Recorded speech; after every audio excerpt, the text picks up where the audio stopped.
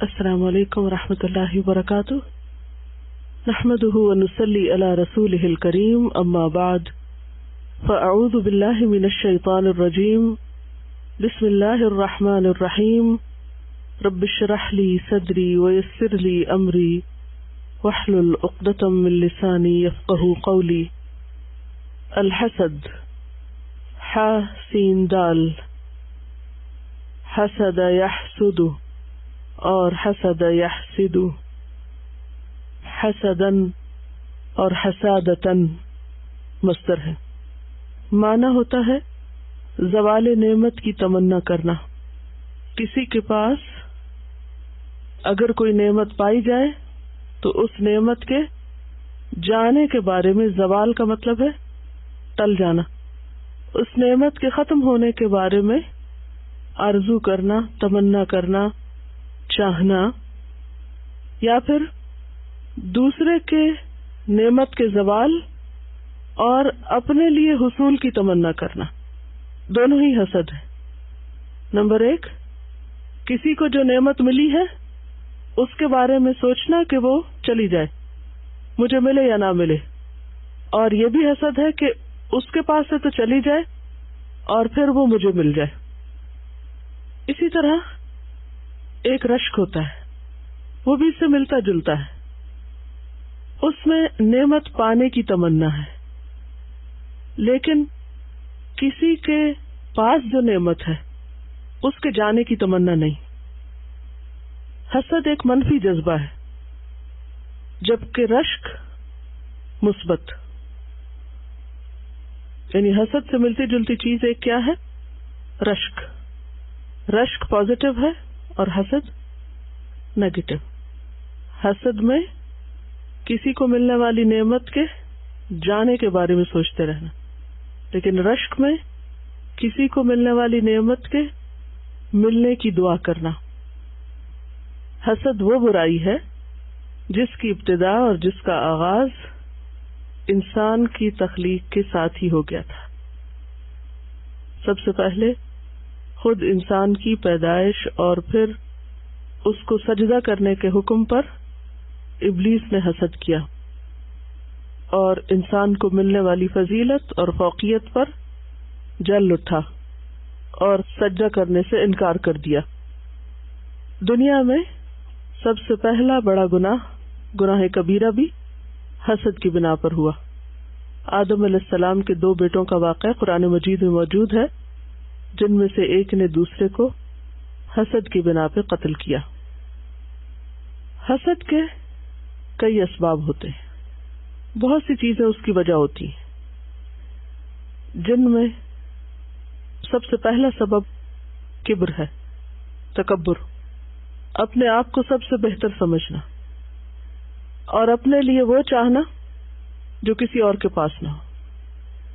اسی لیے حاسد متکبر بھی ہوتا ہے. اس کو یہ اچھا نہیں لگتا کہ کوئی اور اس سے آگے ہو. وہ کیا چاہتا ہے کہ جو کچھ ہو بس میرے ہی پاس ہو، کسی اور کے پاس نہ ہو. اور اگر کسی اور کے پاس ہو تو اسے دیکھ کر وہ برداشت نہ کرے اور فوراً انتقامی کارروائی پر اتر آئے. کسی اور کی خوشی پہ خوش نہ ہو، بلکہ اسے دوسروں کی خوشی پہ تکلیف ہو، کڑتا رہے، رنج و غم میں مبتلا ہو جائے، غیر مہذب اور غیر اخلاقی باتوں پر اتر آئے. تو پہلا سبب کیا ہے؟ کبر، تکبر. پھر اسی طرح عداوت، دشمنی. جب کسی انسان سے دشمنی ہوتی یا کسی انسان سے نفرت ہوتی، بغض ہوتا ہے، ہیٹرڈ، تو اس وقت بھی انسان کو اس شخص کو ملنے والی کوئی نعمت اچھی نہیں لگتی. بعض اوقات دشمنی کے بغیر بھی ہوتا ہے، لیکن موسٹلی ان لوگوں سے زیادہ حسد ہوتا ہے جن کے ساتھ انسان کی بنتی نہیں، دشمنی ہوتی ہے. پھر اسی طرح عجب، بعض اوقات صرف خود پسندی، کہ انسان اپنے آپ کو بہت چاہتا ہے اور اپنی ذات سے اتنی شدید محبت ہوتی ہے کہ کسی اور کو ملنے والی کوئی خیر اور بھلائی پسند نہیں آتی. برداشت نہیں ہوتی. پھر اسی طرح ایک سبب حب الرئاسہ ہے. حب الرئاسہ کیا ہوتا ہے؟ ریاست کی محبت، حب جاہ جس کو کہتے ہیں، اقتدار، اتھارٹی، کرسی، اختیار، لیڈرشپ کی محبت، کہ میں سب سے بڑا نظر آؤں، سب کچھ میرے کنٹرول میں ہو، میرے ہی ہاتھ میں ہو، میرے ہی پاس ہو. پھر اسی طرح شح، حرص، دل کی تنگی، یہ بھی اسباب ہوتے ہیں. اور عموماً معاصرت کا معنی ایک زمانے میں ہونا یا ایک شعبے میں ہونا یا ایک دوسرے کے قریب ہونا، یہ بھی سبب بنتا ہے. عربی کا ایک محاورہ ہے، المعاصرۃ سبب المنافرہ. معاصرت، کنٹمپریری، یعنی ایک زمانے میں ہونا، ایک لیول پہ ہونا، ایک جیسے کام کرنے والے لوگ، ایک فیلڈ کے لوگ، وہ آپس میں عموماً حسد کا شکار ہوتے ہیں. مثلاً ایک عالم سے حسد کرے گا. طب یا میڈیسن کے شعبے میں جو لوگ کام کر رہے ہیں ان کو آپس میں ایک دوسرے سے جلسی زیادہ ہوگی بنسبت کسی اور شعبے میں کام کرنے والے سے. ایک جگہ رہنے والے لوگ، ایک سٹیٹس کے لوگ، جیسے بہن بھائی ہونے کا رشتہ ایک جیسا ہوتا ہے، تو اس میں ہمیں بہت بڑی مثال ملتی ہے قرآن مجید سے، اخوان یوسف کی، کہ بھائیوں نے بھائی سے، جو کہ بہت ہی اچھا بھائی تھا، ہر طرح کی خوبیوں کا مالک تھا، اس سے حسد کی. تو عموماً ایک جگہ رہنے والے یا ایک جیسے سٹیٹس کے لوگ زیادہ ایک دوسرے سے حسد کرتے ہیں بنسبت دور کے لوگوں کے. وہ دوری وقت کے اعتبار سے بھی ہو سکتی ہے اور جگہ کے اعتبار سے بھی ہو سکتی ہے. جب لوگ مختلف جگہوں پر دور دور اپنے اپنی دنیا میں کام کر رہے ہوتے ہیں تو پھر اس میں اتنا زیادہ حسد نہیں ہوتا. جب مقابلہ ہوتا ہے، کمپیریزن ہوتا ہے، تو وہاں پر حسد کے جذبات بھی عموماً زیادہ ہوتے ہیں. پھر اس کے درجے بھی ہوتے ہیں، کوئی کم درجے کا ہوتا ہے، کوئی زیادہ درجے کا ہوتا ہے، لیکن انتہائی مہلک اور خطرناک بیماری ہے جو انسان کو کبیرہ گناہوں پر اکساتی ہے. قتل جو ہے یہ گناہوں میں بہت بڑا گناہ ہے، اور پہلے قتل کا سبب حسد ہی تھا. اب یہ بھی ہے کہ جب ہمیں حسد سے منع کیا گیا یا حسد ایک منفی چیز ہے تو سوال یہ پیدا ہوتا ہے کہ ایسا کیوں ہے، اس کا نقصان کیا ہے. لوگ کرنا چاہتے ہیں، کرتے رہے، فریڈم ہے، جو جس کا دل چاہے کرے. اسلام کیوں پابندی لگاتا ہے کہ حسد نہ کرو؟ کیونکہ حسد خوشیوں کا قاتل ہے، سکون کا قاتل ہے، ایسا زخم ہے جو کبھی نہیں بھرتا، دل کی بیماری ہے، امراض قلب میں سے، ہارٹ ڈیزیز میں سے. اگر کسی شخص کو ڈاکٹر یہ بتا دے کہ تمہیں ہارٹ ڈیزیز ہو گئی ہے تو اس شخص کا خوف کے مارے کیا عالم ہوگا. تو حسد روحانی طور پر انسان کے لیے قاتل ہے. جیسے جسم کے لیے کچھ چیزیں قاتل ہیں نا، زہر کا کھانا یا کچھ ایسی غذاؤں کا کھانا کہ جو انسان کو ہارٹ ڈیزیز میں مبتلا کر دے، تو عموماً لوگ کیا کرتے ہیں، کتنا بھی پسند ہو نہیں کھاتے. کیوں؟ دل کی بیماری میں مبتلا ہو جائیں گے. کیونکہ دل کی بیماری کیا ہے؟ مہلک ہے. مہلک کا کیا معنی؟ قاتل ہے. تو اسی طرح حسد انسان کی روحانیت کا قاتل ہے. کوئی شخص روحانی طور پر اسپرچولی ترقی نہیں کر سکتا، اسٹرانگ نہیں ہو سکتا، نیک عمل نہیں کر سکتا یا نیک عمل کی حفاظت نہیں کر سکتا جب تک کہ حسد سے نہ بچے. تو حسد انسان کے لیے سخت خطرناک چیز ہے. جیسے آگ لکڑی کی قاتل ہے، کتنی بھی عمدہ لکڑی ہو، کتنی بھی قیمتی، لکڑیاں کئی طرح کی ہوتی ہیں نا. کچھ لکڑیاں بہت قیمتی ہوتی ہیں, بہت ہی قیمتی, لیکن آگ یہ نہیں دیکھتی کہ وہ کس لکڑی کو کھا رہی ہے. اسی طرح حسد بھی یہ نہیں دیکھتا کہ وہ کس نیکی کو کھا رہا ہے. انسان کے بڑے بڑے اعمال کو تباہ کر کے رکھ دیتا ہے, اور اس طرح اندر داخل ہو جاتا ہے کہ انسان کو پتہ بھی نہیں چلتا کہ وہ حسد کا شکار ہو گیا. سمپٹمز کیا ہوتی ہیں, علامتیں کیا ہوتی ہیں جو انسان کو نظر آتی ہیں؟ حاسد کسی کی تعریف پر کبھی خوش نہیں ہوتا, کسی دوسرے کی تعریف اچھی نہیں لگتی, کسی دوسرے کو ملنے والی نعمت اچھی نہیں لگتی, اور وہ اس وقت بھول جاتا ہے کہ کسی کے لیے برا چاہنا دراصل اپنے لیے چاہنا ہے. حدیث میں آتا ہے نا, من ضار اللہ بہ, جو کسی کا نقصان کرے گا اللہ اس کا نقصان کرے گا. آپ کسی کا برا چاہتے ہیں, اللہ آپ کے لیے برائی یا تکلیف کا راستہ کھول دے گا.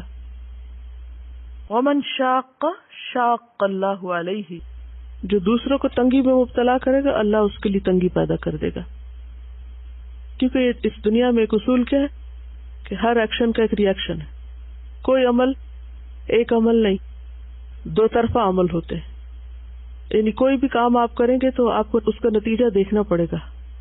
آپ خوشیاں بانٹیں گے تو آپ کو جواباً خوشیاں ملیں, آپ اسمائل کریں گے تو آپ کو اسمائل ملے گی. آپ کسی کو گھور کے دیکھیں گے تو دوسرا بھی آپ کو ویسے ہی دیکھے گا. آپ کسی سے سخت بات کریں گے تو دوسرا بھی آپ کو سختی سے جواب دے گا, کیونکہ اللہ تعالیٰ نے یہ نظام ایسے ہی بنایا نا. تو جب آپ کسی کے لیے برا چاہیں گے تو یہ کیسے ہو سکتا ہے کہ لوگ آپ کے لیے اچھا چاہیں؟ حسد کی آگ میں, جلن کڑھن میں اس قدر شدت سے مبتلا ہوتا ہے کہ کسی دوسرے تک وہ آگ پہنچنے سے پہلے خود اس کو بھسم کرتی ہے, خود اس کو جلا دیتی ہے. یعنی اگر کوئی شخص کسی پہ جل رہا ہے تو وہ جلن اس تک تو پہنچے گی تو پہنچے گی, خود اس کو تو پہنچ رہی ہے نا. تو حاسد جو ہوتا ہے وہ اندر سے بھی کھایا ہوا ہوتا ہے, جلا ہوا ہوتا ہے. جب کوئی اندر سے جلا ہوتا ہے تو اس کے چہرے پر بھی وہ جلن کے آثار ہوتے ہیں, اس کی باتوں میں بھی. پھر وہ بات بھی کرتا ہے تو جلی کٹی سناتا ہے. وہ خود خوش نہیں ہوتا تو کسی کو بھی خوش دیکھ نہیں سکتا. وہ دوسروں کی خوشیوں میں بھی خرابی ڈالتا ہے. تو اس طرح حاسد بہت جلد بے نقاب ہو جاتا ہے. اگرچہ حسد اندر کی بیماری ہے, چھپی ہوئی ہے, دل کے اندر ہوتی ہے, لیکن بہت جلد بے نقاب ہو جاتی, چہروں پر آ جاتی, عمل میں آ جاتی, باتوں میں آ جاتی. انسان زیادہ دیر تک اس کو چھپا کے نہیں رکھ سکتا, غیبت کی شکل میں, تانے کی شکل میں, اور اسی طرح جھگڑے, لڑائی, چیخنا, چلانا, فساد, ان سب کی شکل میں وہ اس کے باہر آ جاتی. تو اس لیے بے حد ضروری ہے کہ انسان اس کا علاج کرے اور اس کو چھوڑ نہ دے.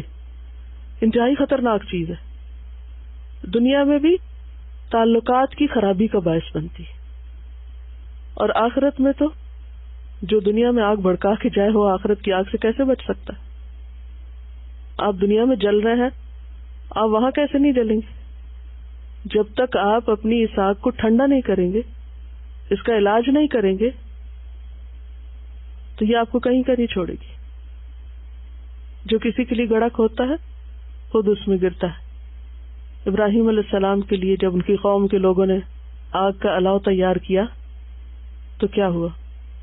وَأَرَادُوا بِهِ كَيْدًا فَجَعَلْنَاهُمُ الْأَخْسَرِينَ. انہوں نے اس کے ساتھ چال چلی تو ہم نے ان کو سب سے زیادہ خسارے میں مبتلا کر دیا.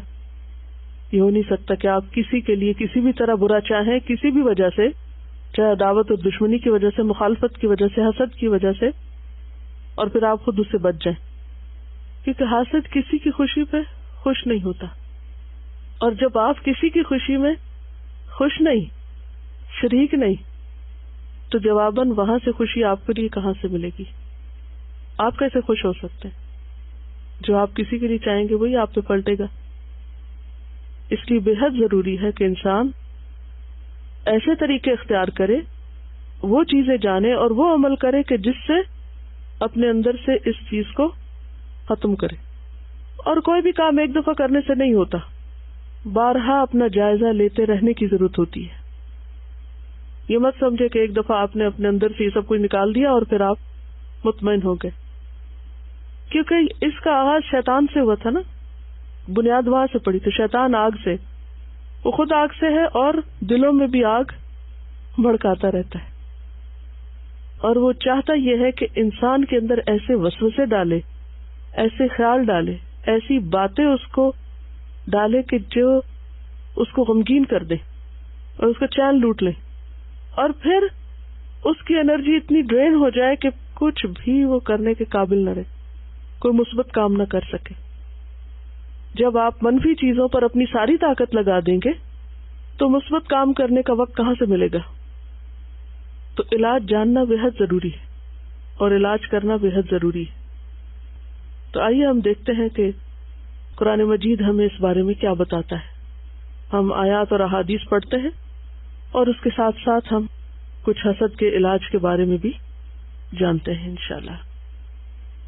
قال اللہ تعالی ام يحسدون الناس على ما آتاهم الله من فضله. اللہ تعالیٰ کا ارشاد ہے، پھر کیا یہ دوسروں سے اس لیے حسد کرتے ہیں کہ اللہ نے انہیں اپنے فضل سے نواز دیا.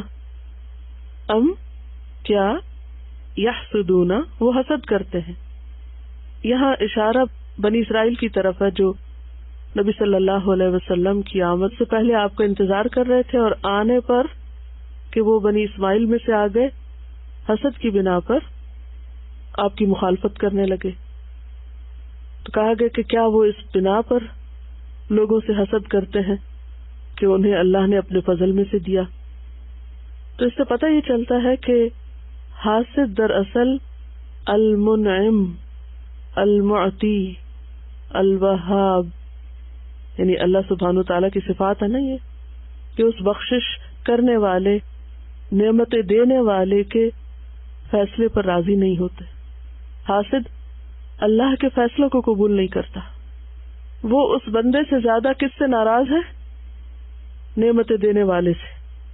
قرآن مجید کی ایک اور آیت میں آتا ہے وَرَفَعْنَا بَعْضَهُمْ فَوْقَ بَعْضٍ دَرَجَاتٍ، ہم نے ان میں سے بعض کو بعض پر درجوں میں بلندی عطا کی ہے. یہ اللہ کا فیصلہ ہے، کیونکہ اللہ تعالیٰ نے یہ دنیا برابری کی بنیاد پر نہیں بنائی. اس دنیا میں برابری نہیں ہے. اس دنیا میں اللہ نے اونچ نیچ رکھی ہے. عام طور پہ مثال سے کیسے سمجھاتے ہیں کہ 5 انگلیاں برابر نہیں. کیوں نہیں برابر؟ کیونکہ اگر یہ برابر ہوتی 5 کی 5 تو ہم کام نہیں کر سکتے تھے. اگر ہمارا انگوٹھا بھی یہ سب سے بڑی انگلی کی طرح بڑا ہوتا، سائز میں لمبا ہوتا، تو آپ کو سوچئے کہ جو کام ہم اس سے اس وقت اس شیپ میں، یعنی دیکھا جائے تو لینتھ میں سب انگلیوں سے چھوٹا ہے، لیکن مضبوطی میں اور کام میں اس کا کام مختلف ہے. جو یہ کرتا ہے، جو سب چاروں کو سپورٹ دے رہا ہوتا ہے اور ان کے ساتھ مددگار کے طور پہ کام کرتا ہے، وہ کام ہم اس ہاتھ سے نہ لے سکتے. ہمارے سارے دانت اگر ایک ہی شکل کے ہوتے تو ہم چبا نہیں کچھ سکتے تھے، کھا نہیں سکتے تھے. اسی طرح باقی چیزیں بھی.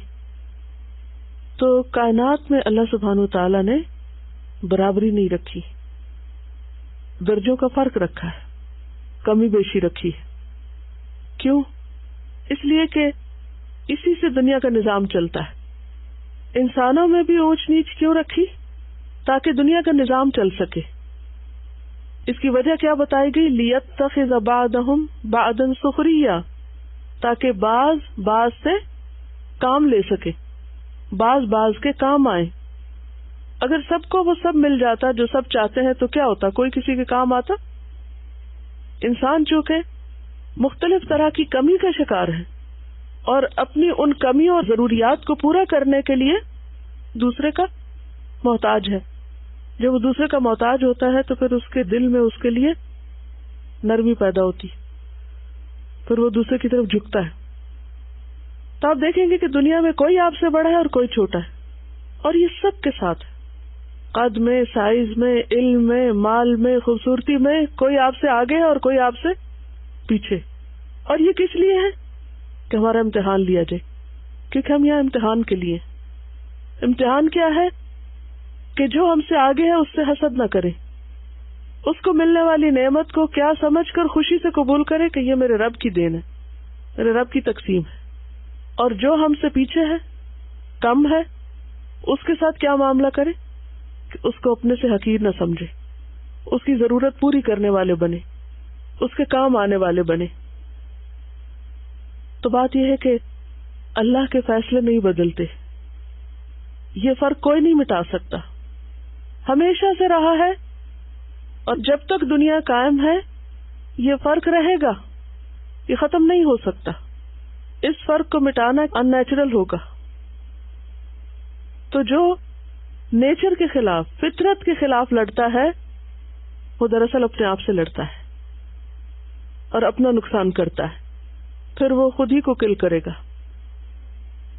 تو ام یحسدون الناس، کیا وہ لوگوں سے حسد کرتے ہیں، علی ما آتاہم اللہ من فضل، ان چیزوں پر جو اللہ نے ان کو اپنے فضل میں سے دی، اپنی خاص رحمت سے. اس سے یہ بھی پتہ چلتا ہے کہ جو نعمت کسی کو ملتی ہے وہ اس کا حق نہیں ہوتی، وہ پریویلیج ہے، رائٹ نہیں. عام طور پر ہم لوگوں کی گفتگو میں یہ بات ہوتی ہے، کیا میرا اتنا بھی حق نہیں کہ مجھے یہ چیز مل جائے؟ کیا میرا حق نہیں ہے کہ مجھے 2 وقت کی روٹی ملے؟ کیا میرا حق نہیں ہے؟ نہیں، کچھ بھی حق نہیں ہے. کیا ہے؟ انعام ہے، احسان ہے اللہ کا. ہونا چاہے تو نہ دے، آپ کیا کر سکتے؟ اگر یہ احساس رہے تو انسان کو پھر جو کچھ بھی ملتا ہے اس پر شکر کرتا ہے. اور اگر انسان اس بولی میں بولتا رہے، اس ٹون میں بولتا رہے، کیا میرا یہ حق نہیں اور میرا وہ حق نہیں، تو پھر کیا ہوگا؟ حقوق کی اس جنگ میں کبھی بھی انسان پرسکون نہیں ہو سکتا، کبھی بھی اس کو چین نہیں آ سکتا. قال اللہ تعالی ومن شر حاسد اذا حسد، اور اللہ تعالیٰ کا فرمان ہے اور حاسد کے شر سے جب کہ وہ حسد کرے. اس سے کیا پتہ چلتا ہے کہ حاسد اپنے آپ کو نقصان دینے کے ساتھ ساتھ بعض اوقات انتقامی کارروائیوں کی وجہ سے دوسرے کو بھی نقصان پہنچاتا ہے. کیونکہ اللہ تعالیٰ نے دنیا میں خیر اور شر دونوں رکھا ہے، خیر بھی اپنا کام کر رہا ہے اور شر بھی اپنا کام کر رہا ہے. تو یہ اللہ تعالیٰ کی بہت بڑی رحمت ہے کہ اس نے ہمیں ایسے شر سے خبردار کر دیا کہ شر ہے، لیکن اس شر سے بچنے کے لیے کیا کرو؟ اللہ کی پناہ میں اپنے آپ کو دے دو. کیونکہ بعض اوقات حاسد سامنے آ کے وار کرتا ہے اور بعض اوقات چھپ کے وار کرتا ہے اور ہمیں پتہ بھی نہیں ہوتا. بعض اوقات وہ اتنا لپٹا ہوا وار کرتا ہے کہ ہم جانتے بھی نہیں. اور اس میں خاص طور پر ابلیس، شیطان، وہ بعض اوقات کسی خراب بات کو، غلط چیز کو ہمیں اتنا خوبصورت بنا کے پیش کرتا ہے کہ ہم اس کے جھانسے میں آ جاتے اور بہت بڑا غلط کام کر لیتے. اور جب ہم ریئلائز کرتے کہ ہم نے غلطی کی تو وقت گزر چکا ہوتا ہے. اور اس میں تاریخ میں کئی ایک ایسے واقعات ہیں. اس میں میں یہ کتاب دیکھ رہی تھی، عظمت اسلام، یہ مولانا وحید الدین کی کتاب ہے. اس میں انہوں نے حسد کے نقصانات پر پیج 284 پر ایک چیپٹر لکھا ہے. اس میں یہ لکھتے ہیں کہ بہمنی سلطنت 1347 میں سلطان محمد بن تغلق سے بغاوت کر کے قائم ہوئی. اس کا بانی حسن گنگو تھا. حسن کا کہنا تھا کہ وہ ایران کے قدیم بادشاہ بہمن کی اولاد سے، اس بنا پر اس کا خاندان بہمنی خاندان کہا جاتا ہے. حسن گنگو نے گلبرگہ کو اپنی راجدھانی قرار دیا اور اپنی سلطنت کی حدود بڑھانے شروع کیے. 1359 میں حسن گنگو کی وفات ہوئی. اس کے بعد اس کا جانشین احمد شاہ بہمنی ہوا. اس نے شہر بیدر بسایا اور گلبرگہ کے بجائے بیدر کو اپنی راجدھانی قرار دیا. دکن کی یہ بہمنی سلطنت 180 یعنی 180 ایئر تک قائم رہی. 1527 یعنی 1527 میں ختم ہو گئی. اس سلطنت کا وزیر 1463 سے لے کر 1481 تک محمود گواں تھا. اس کا زمانہ بہمنی سلطنت کا سب سے زیادہ کامیاب زمانہ ہے. اس نے سلطنت کو مزید وسیع کیا اور اپنے تدبر سے اس کو بہت مستحکم کیا. مورخین نے بالاتفاق اس کی اعلیٰ لیاقت کا اعتراف کیا. ایک مورخ نے لکھا ہے کہ محمود گواں تاریخ ہند کے بہترین مدبروں اور منتظموں میں شمار کیا جاتا ہے، یعنی زبردست لیڈر اور ایڈمنسٹریٹر تھا. انسائکلوپیڈیا بریٹانیکا میں اس کے بارے میں لکھا ہے. اس عہد کی سب سے زیادہ ممتاز شخصیت، ایک اعلیٰ انتظام کار اور ایڈوانس ہسٹری آف انڈیا کا مصنف، ان الفاظ میں اس کے اخلاص کا اعتراف کرتا ہے کہ اگرچہ محمود گواں کو نہایت وسیع اختیارات حاصل تھے مگر اس نے کبھی اپنے اختیار کا بے جا استعمال نہیں کیا. اپنی ماہرانہ سیاست، کامیاب فوجی اقدامات کے ذریعے اس نے بہمنی سلطنت کے رقبے کو ایسی حد تک پہنچایا جو پچھلے حکمرانوں کے زمانے میں کبھی سوچی بھی نہ گئی تھی. محمود گواں اس قدر محنت کا عادی تھا کہ وہ اپنا ایک لمحہ ضائع نہ کرتا. اپنی ضرورتیں اس نے بہت محدود کر لی تھی. چٹائی پہ سوتا، مٹی کے برتن میں کھانا کھاتا، نہایت سادہ زندگی گزارتا. اس کے ذاتی کتب خانے میں 3000 کتابیں تھیں. اس نے بہمنی سلطنت کی راجدھانی بیدر میں ایک مدرسہ قائم کیا اور اپنی تمام کتابیں وہاں بھیج دی. مدرسہ کی عمارت کے آثار اب بھی بیدر میں موجود ہیں. اس کے زمانے میں بہمنی سلطنت کو بہت ترقی ہوئی. محمود گواں کے زمانے میں بہمنی تخت پر محمد شاہ سوم تھا. یہ بادشاہ نہایت آرام طلب اور ناکارہ تھا. نتیجہ یہ ہوا کہ سلطنت کا سارا انتظام عملاً محمود گواں کے ہاتھ میں آ گیا، یہ جس کے اوپر ذکر ہے. محمود نے اس اقتدار کا کبھی ناجائز فائدہ نہیں اٹھایا. پھر بھی یعنی کوئی اس نے فائدہ نہیں اٹھایا، صرف یہ کہ وہ کام زبردست کر رہا تھا جس سے ملک کو ترقی ہو رہی تھی. پھر بھی دربار کے عمراء اس کے قوت اور اثر کو دیکھ کر اس سے جلنے لگے. انہوں نے خفیہ طریقے سے محمود کی سرکاری مہر حاصل کر لی، اسٹیمپ. اس کے بعد ایک فیک جعلی خط لکھ کر اس کی مہر کے ساتھ تیار کیا اور وجے نگر کے راجہ رائے نرسنگ کے نام خط لکھا گیا اور یہ فرضی خط انہوں نے بادشاہ کو دکھایا اور کہا کہ آپ کا وزیر غدار ہے جو آپ کو تخت سے بے دخل کرنا چاہتا ہے اور یہ دوسرے راجہ سے ساز باز کر رہا ہے. یعنی حسد میں آ کے محمود کے خلاف اس کے بادشاہ کو ورغلا دیا اور جھوٹا ایک پیپر تیار کر کے یہ ثابت کیا کہ یہ آپ کے خلاف سازش میں ملوث ہے، حالانکہ اس غریب کو کچھ خبر نہیں تھی. بادشاہ امیروں کے دھوکے میں آ گیا، درباریوں کے دھوکے میں آ گیا. اس نے 15 اپریل کو اس لائق وزیر کو قتل کرا دیا. بات کو بادشاہ کو پتہ چلا، اس نے غلطی کی، پتہ چل گیا کہ یہ سب دھوکا ہوا. اسے بے حد صدمہ ہوا کہ اتنے اچھے انسان سے ہاتھ دھو بیٹھا.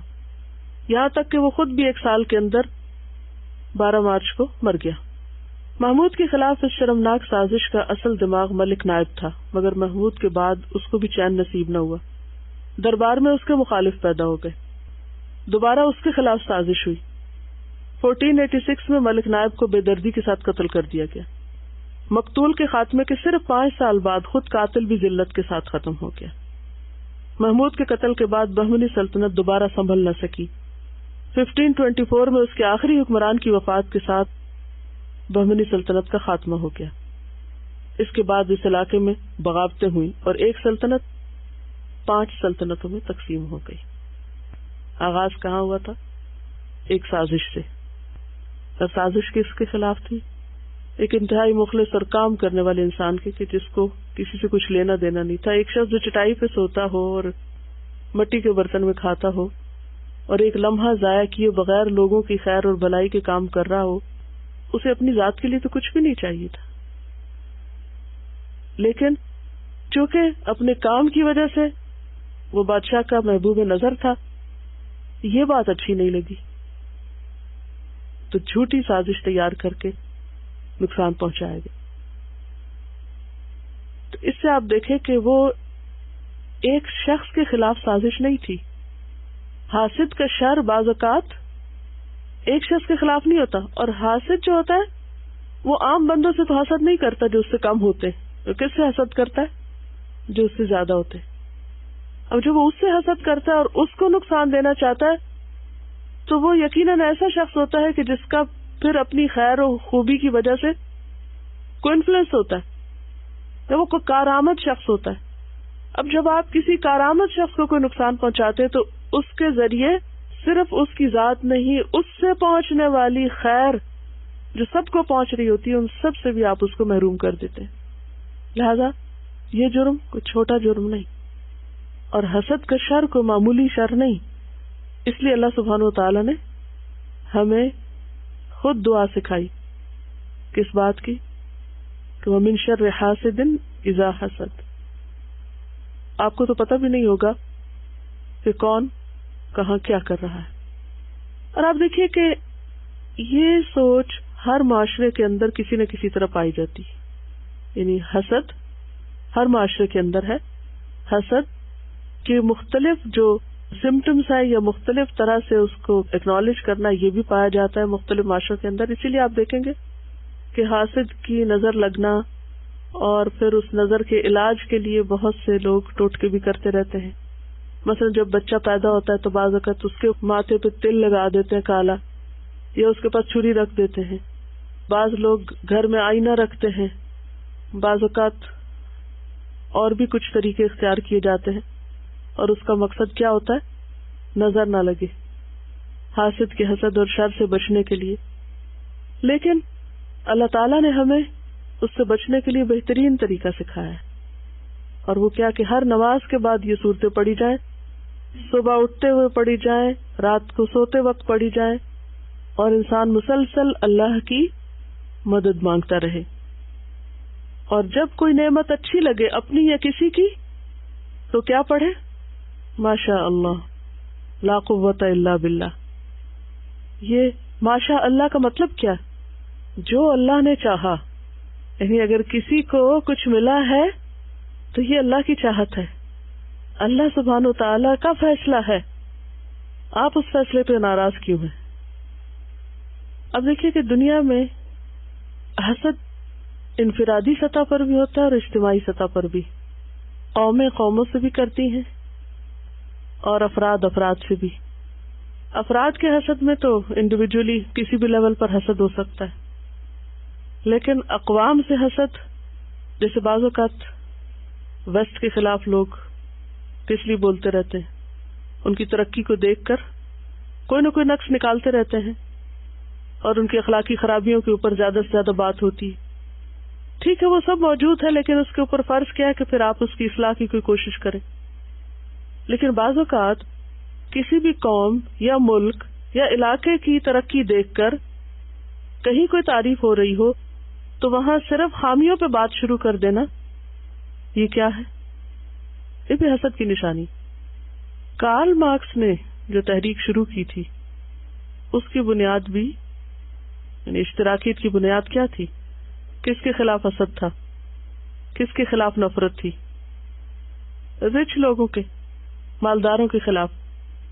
یعنی وہ غریبوں کی ہمدردی میں کم اور امیروں کی نفرت میں زیادہ تھی. کیونکہ بعض اوقات لوگوں کو کسی اچھے کاز کے لیے جمع کرنا مشکل ہوتا ہے. کہ لوگوں کو اگر یہ کہا جائے کہ آؤ غریبوں کی ہمدردی میں مل کے کوئی کام کرتے ہیں تو کتنے لوگ کام کریں گے. لیکن اگر لوگوں کو اس میں اکٹھا کیا جائے کہ آؤ فلاں فلاں کی نفرت میں کام کرتے ہیں یا ان کے خلاف ریاکشن کرتے ہیں، تو دنیا میں بہت ساری موومنٹس کے پیچھے آپ دیکھیں کہ وہ ریاکشنری تحریکیں، ریاکشنری موومنٹس. اور ریاکشنری موومنٹس عموماً انسانوں کے فائدے میں کم ہوتی ہیں اور نقصان میں زیادہ، کیونکہ وہ چلانے والے اور اس کے لیے کام کرنے والے جب ختم ہوتے ہیں تو پھر آہستہ آہستہ وہ بھی دم توڑ دیتی ہیں، وہ بھی ختم ہو کے رہ جاتی ہیں، کیونکہ اس کی کوئی بنیاد نہیں ہوتی. مثل کلمۃ خبیثۃ کشجرۃ خبیثۃ اجتثت من فوق الارض ما لها من قرار. ایسی چیزیں قرار نہیں پکڑتی. کوئی عمل جو آپ صرف کسی ریاکشن میں کر رہے ہیں، کسی کی نفرت میں کر رہے ہیں، کسی کے خلاف ہو کے کر رہے ہیں، تو وہ زیادہ دیر نہیں چلے گا. دنیا میں بھی اور آخرت میں تو اس کے لیے کوئی اجر ہے ہی نہیں. اگرچہ نفرت پر مبنی کام جو ہوتے ہیں وہ بظاہر بہت فورسفل ہوتے ہیں، انہیں بڑی قوت ہوتی، کیونکہ نفرت بھی ایک بہت شدید قوی جذبہ ہوتا ہے انسان کے اندر، اور اس کے اندر بعض اوقات بڑے بڑے رسک لینے اور بڑے بڑے چیلنجز قبول کرنے کی جرت پیدا کر دیتا ہے جو عام طور پر آپ نہیں پیدا کر سکتے. آپ دیکھیں گے کہ غصے کی وجہ سے آپ کے اندر جو طاقت پیدا ہوتی ہے، چاہے وہ تھوڑی دیر کے لیے پیدا ہو، وہ عام حالات میں نہیں دکھائی دیتی، یا کسی بہت اچھے کام کو کرنے کے لیے عمومی طور پر وہ آپ کے اندر نہیں ہوتی. تو نیگیٹو فورسز جو انسان کے اندر وہ بہت شدید ہیں، لیکن یہ یاد رکھیے کہ وہ لاوے کی طرح پھٹتی ہیں، لیکن ہر اٹھنے والا لاوا اگرچہ تباہی لاتا ہے، پھر کیا ہوتا ہے؟ بلا کر ٹھنڈا ہو جاتا ہے، ختم، جزیرہ ہی بن جاتا ہے، بنجر. تو بات یہ ہے کہ انسان کو ہمیشہ یہ سوچنا چاہیے کہ کوئی بھی جو عمل کرنے لگا ہے، کوئی بھی کام، کسی کا ساتھ دینے لگا ہے، کسی کی باتوں میں جو آ رہا ہے، کسی کی ہاں میں جو ہاں ملا رہا ہے، وہ کس نیت سے ہے، کس جذبے سے. بعض اوقات دو لوگوں کا اتحاد صرف وقتی کسی ایسی ہی نفرت کی بنا پر ہوگا جو دونوں کے اندر کامن ہوگی کسی تیسرے کے خلاف، اور جو ہی وہ مقصد حال ہوگا وہ دونوں الگ ہو جائیں گے. اسی لیے پیچھے ہم نے پڑھا تھا نا کہ من احب للہ و ابغض للہ و آطا للہ و منع للہ فقد استکمل الایمان. جس نے اللہ کے لیے محبت کی، اللہ کے لیے بغض رکھا، کیونکہ حسد کے پیچھے بغض ہوتا ہے نا، نفرت ہوتی. ابن زبیر سے روایت ہے، نبی صلی اللہ علیہ وسلم نے فرمایا کہ دب الیکم داء الامم قبلکم، تمہارے اندر پچھلی اقوام کی بیماریاں چپکے سے آ جائیں گی. دبیب ہوتا نا، آہستہ چال سے تھوڑے تھوڑے تھوڑے تھوڑے کرتے ہوئے گھس جانا کسی چیز. دابہ اسی سے. البغضاء والحسد، بغض اور حسد. والبغضاء اور بغض ہی الحالقہ، حالقہ قاف سے، حالقہ نہیں ہے، حالقہ مونڈ دینے والی ہے، اریز کر دینے والی ہے. لیس حالقۃ الشعر، بال موڑنے والی نہیں، ولیکن حالقۃ الدین، دین کی صفائی کر دینے والی. تو بات یہ ہے کہ جب تک بغض اللہ کے لیے نہ ہو، اپنے نفس کے لیے ہو، تو وہ دین کی صفائی کر دیتا ہے. اس سے کئی اور خرابیاں پیدا ہوتی. وہ آگ ہے جو نیکیوں کو ختم کر کے رکھ دیتی ہے. تو من احب للہ و ابغض للہ، جس نے اللہ کے لیے محبت کی اور اللہ ہی کے لیے بغض رکھا، اس نے اپنا ایمان مکمل کیا. اور ایسی ہی محبت جو اللہ کی خاطر ہو وہ پائیدار ہوتی، وہ باقی رہتی ہے. وہ کیسے باقی رہتی؟ کیونکہ اس میں ذات نہیں ہوتی، اللہ کی رضا ہوتی. پھر انسان دوسرے کی غلطیوں، کمی کوتاہی کو معاف کرتا رہتا ہے. لیکن جہاں ذات انوالو ہوتی ہے، وہاں انسان کسی کی خوبی بھلائی دیکھ کے، اگر کسی کو اپنے سے آگے نکلتا دیکھے تو حسد میں مبتلا ہو کے ساری محبت کو صاف کر دیتا ہے. پھر وہ محبت نہیں باقی رہتی، وہ محبتیں نفرتوں میں بدل جاتی، وہ دوستیاں دشمنیوں میں بدل جاتی ہیں، کیونکہ وہ احب للہ ہی نہیں تھا، ابغض للہ ہی نہیں تھا. تو بغض جو ہے وہ حسد کا سبب ہے، عداوت. اور جب دل میں بغض اور نفرت آتی ہے کسی کی، تو پھر انسان بعض اوقات بظاہر بڑے بڑے غلط کام بھی کر جاتا ہے. تو بے حد ضروری ہے کہ انسان اس شر کو اپنے دل سے نکالے. عن ابی ہریرہ ان رسول اللہ صلی اللہ علیہ وسلم قال لا يجتمعان في قلب عبد الایمان والحسد، رواہ النسائی. سیدنا ابو ہریرہ رضی اللہ عنہ سے روایت ہے کہ رسول اللہ صلی اللہ علیہ وسلم نے فرمایا، آدمی کے دل میں ایمان اور حسد جمع نہیں ہو سکتے. سب مل کے پڑھیے.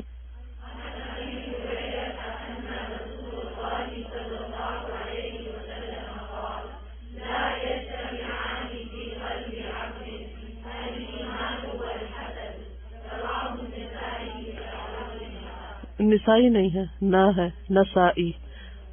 نسائی نساء عورتوں کے لیے آتا ہے، یہ نساء ایک جگہ کا نام ہے، نسائی. ٹھیک ہے. لا یجتمعان، دو جمع نہیں ہو سکتے، یعنی ایک جگہ اکٹھے نہیں ہو سکتے. فی قلب عبد، کسی بندے کے دل میں، الایمان والحسد، ایمان اور حسد. ایک آئے گا تو دوسرا نکل جائے گا.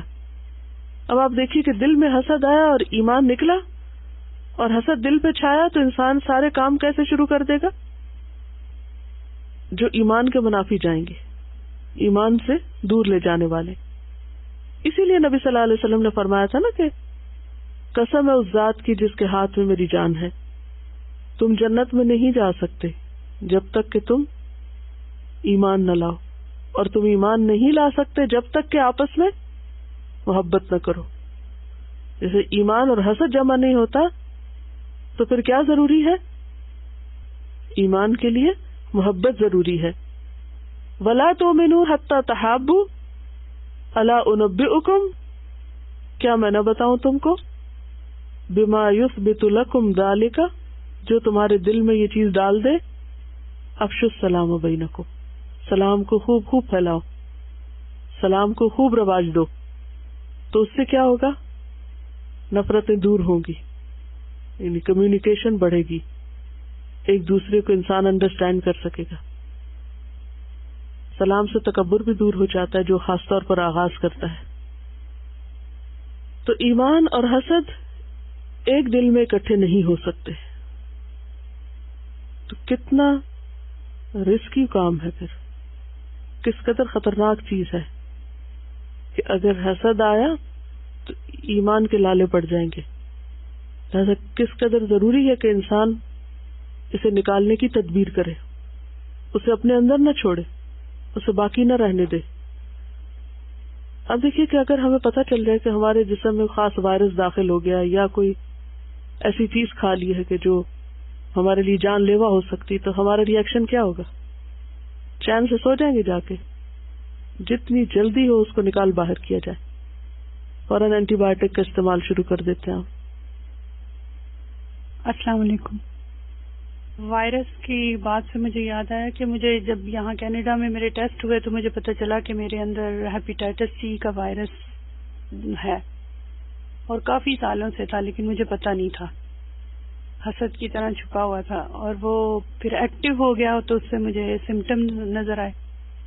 تو انہوں نے مجھے ٹریٹمنٹ بتایا، وہ بہت ہارڈ ٹریٹمنٹ تھا، اور وہ مطلب مجھے پہلے ہی بتا دیا کہ بہت سارے تمہیں اس کے سائیڈ افیکٹس ہوں گے، کہ بال بھی چلے جائیں گے، یہ بھی ہو سکتا ہے، یہ بھی ہو سکتا ہے. 100 سے زیادہ اس کے سائیڈ افیکٹ تھے. تو مگر مجھے پتا تھا کہ یہ مجھے لینا ہے کیونکہ اس کے بغیر وہ وائرس نہیں جائے گا. میں نے وہ ٹریٹمنٹ لیا، 5 سال میرا ٹریٹمنٹ ہوا، ڈفرینٹ 2-3 دفعہ. تو میں یہی سوچ رہی تھی کہ اس کے لیے کتنی، ایک وائرس کو نکالنے کے لیے اتنا میں نے رسک لیا. اور ابھی اکثر لوگ مجھ سے پوچھتے ہیں کہ ہمارے فلاں کو یہ وائرس ہے، تو وہ بوڑھے لوگ ہیں جو جیسے کسی کی مدر ہیں، تو میں نے کہا وہ تو ہے، رسک لینا پڑے گا. لیکن وہی میں سوچ رہی تھی کہ اس کے بارے میں ہم لوگ کوئی ٹریٹمنٹ نہیں لیتے. ہمیں سمٹم نظر آتی بھی ہیں، کیونکہ یہ وہ چیز ہے نا جس کے بارے میں آپ کو خود ہی اپنے اندر جھانکنا ہے. شاید کوئی اور آپ کو نہ بتا سکے، لیکن مومن کا دل ایک آئینے کی طرح ہوتا ہے.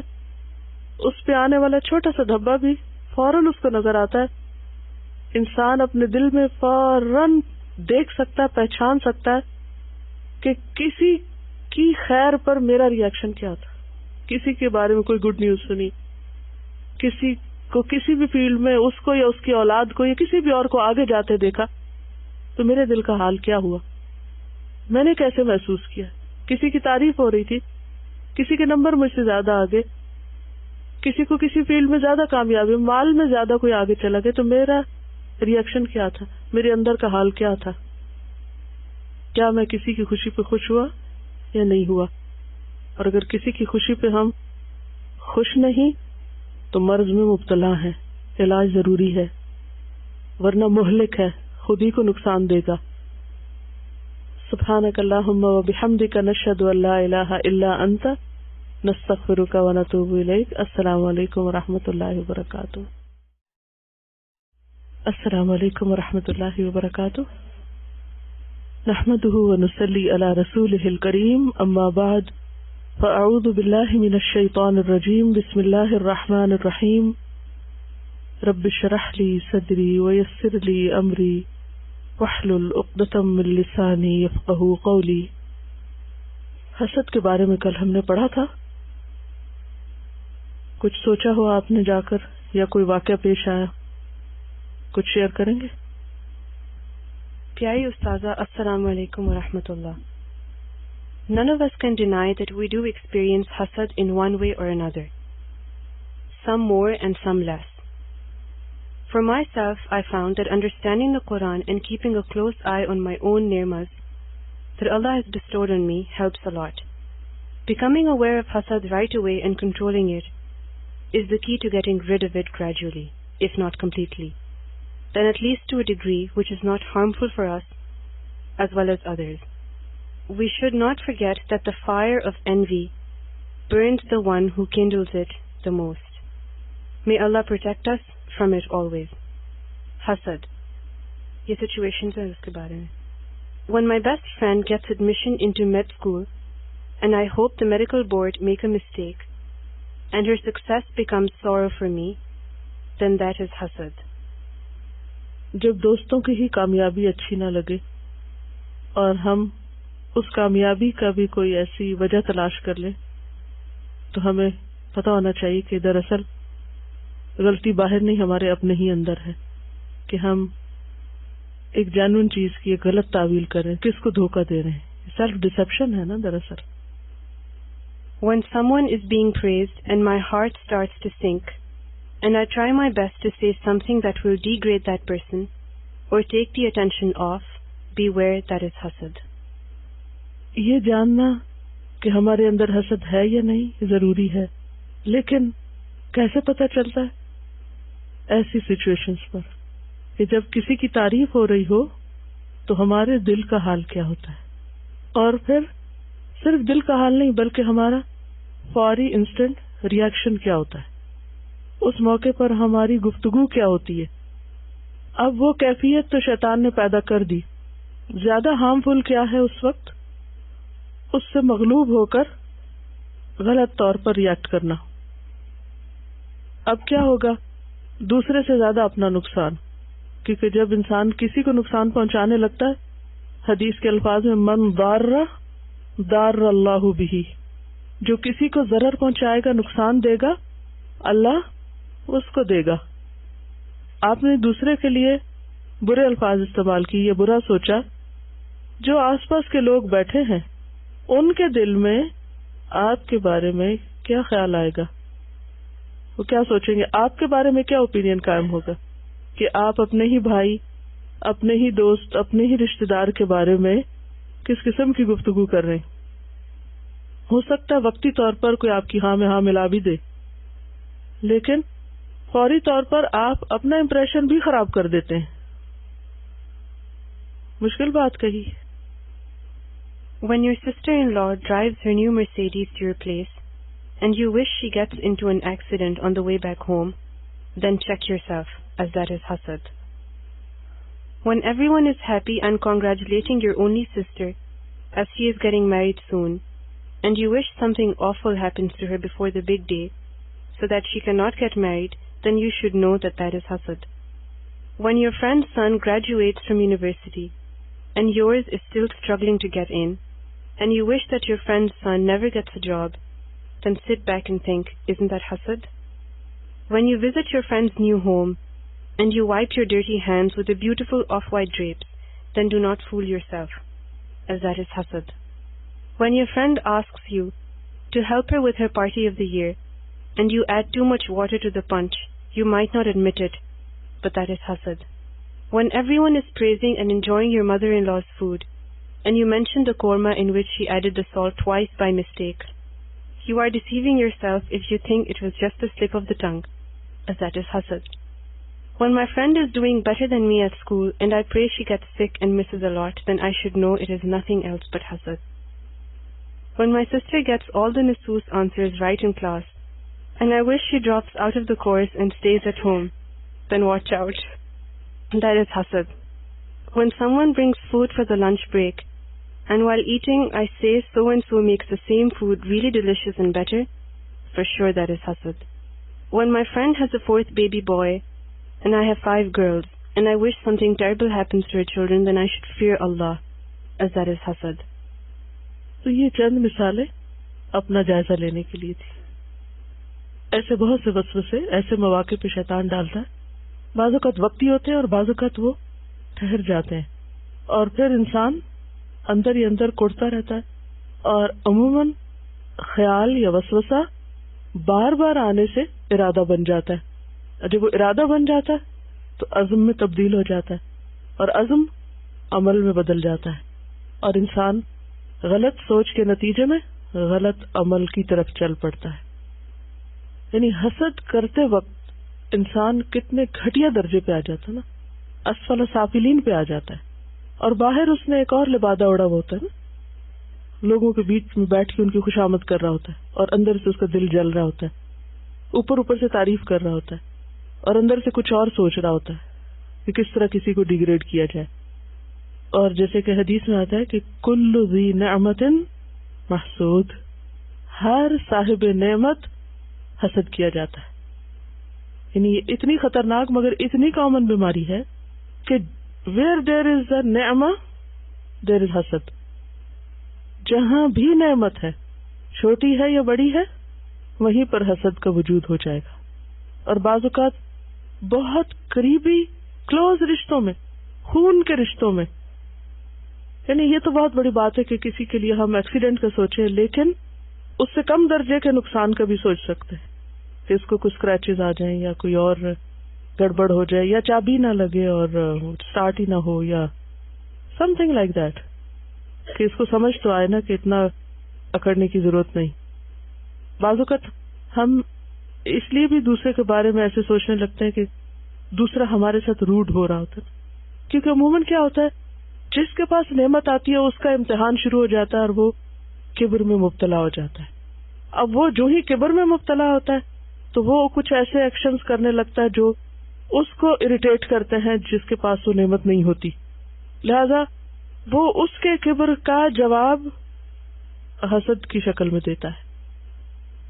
اصل بات یہ ہے کہ جس طرح جسمانی طور پر ہم ایکسپوز ہوتے ہیں تو گرد و غبار اور مختلف طرح کی چیزیں ہم کو آ چمٹتی ہیں، ہم نہ بھی چاہیں، اور ضرورت پیش آتی ہے کہ ہم نہائیں دھوئیں، صاف کریں اپنے آپ کو، اور چونکہ وہ نظر آ رہی ہوتی ہیں اوپر یا ہمیں محسوس ہو رہی ہوتی ہیں، یا نہ بھی ہو تو ہمیں یہ ڈر ہوتا ہے کہ دوسرے ہمارے اوپر یہ چیز دیکھ رہے ہیں، ہمارے جسم سے اسمیل آ رہی ہے، یا ہماری شکل بدلی ہوئی، یا ہمارے بال اڑے ہوئے ہیں تو ہمارے حق میں یہ بات اچھی نہیں، ہمارا امپریشن نہیں اچھا پڑ رہا، تو وہ پھر کچھ چیزیں مجبور کرتی ہیں اور ہم اپنے آپ کو صاف ستھرا کر لیتے ہیں یا سنوار لیتے ہیں. دل کا معاملہ تھوڑا مختلف ہے، چونکہ وہ کسی کے سامنے نہیں ہوتا، وہ صرف اور صرف اکیلے ہماری سامنے ہوتا ہے یا اللہ کے سامنے. اور اللہ کے ساتھ تو ہم ویسے یہ تصور رکھتے ہیں کہ غفور الرحیم ہے، کیا فرق پڑتا ہے وہ دیکھ بھی رہا ہے تو ہم پھر ایک طرح سے اکیلے اپنے ساتھ رہ جاتے ہیں. اور جب تک ہم خود اس کو نہ دیکھیں، خود اس کی شدت کو محسوس نہ کریں اور خود اس کی صفائی نہ کریں اور کرنا نہ چاہے تو کوئی اور زیادہ کچھ کر بھی نہیں سکتا. اسی لیے آتا نا قد افلح من زکاہا وقد خاب من دساہا، کامیاب ہوا وہ جس نے اس کو پاک کر دیا، صاف کر دیا. تو جیسے انہوں نے بات کی کہ اصل کرنے کا کام کیا ہے کہ ان چیزوں کی صفائی کریں اور ان کو باہر نکالیں اور انہیں دبائیں نہیں، اگنور نہیں کریں، ان کو ایڈمٹ کریں، اپنے ساتھ سچے بنے اور جو ہے اس کو مان جائے کہ یہ ہے اندر بیماری، اور پھر ساری کوشش کس پہ لگے، اس کو صاف کرنے اور نکالنے پر. اور یہ پھر جیسے پہلے بھی میں نے عرض کیا تھا کہ ایک دفعہ کا کام نہیں ہے، یہ ایک مستقل کلیننگ کا عمل ہے، تو زندگی بھر جاری رہے تو ہی بات بنتی ہے. کبھی ایسا نہیں ہوتا کہ ایک دفعہ آپ نے قرآن پڑھ لیا یا ایک دفعہ آپ نے کوئی حدیث سن لی اور آپ کی اصلاح ہو گئی. ایک دفعہ نہائیں گے، اگلے دن پھر نہانے کی ضرورت پیش آئے گی. یہ مطالعہ حدیث کتاب ہے، آپ سب کے پاس بھی ہوگی، مولانا وحید الدین کی. اس میں سے ایک پیسج ہے قاتل انسانیت. یہ کتنا اچھا ٹائٹل انہوں نے دیا کہ یہ حسد کے بارے میں ہے کہ یہ کیا ہے، دراصل انسانیت کا قاتل. حدیث میں آیا ہے کہ پیغمبر اسلام صلی اللہ علیہ وسلم نے فرمایا ایاکم والحسد فإن الحسد یأکل الحسنات کما تأکل النار الحطب، تم حسد سے بچو کیونکہ حسد اسی طرح نیکیوں کو کھا جاتا ہے جس طرح آگ لکڑی کو کھا جاتی ہے۔ اسی طرح حدیث میں آیا کہ آپ نے فرمایا لا یجتمعان فی قلب عبد الایمان والحسد، کسی بندے کے دل میں ایمان اور حسد جمع نہیں ہو سکتے۔ حسد قاتل ایمان اور قاتل انسانیت ہے۔ حسد کا نقصان یہ ہے کہ وہ آدمی سے اعلیٰ ایمانی کیفیات کو چھین لیتا ہے، ایمان کا دشمن۔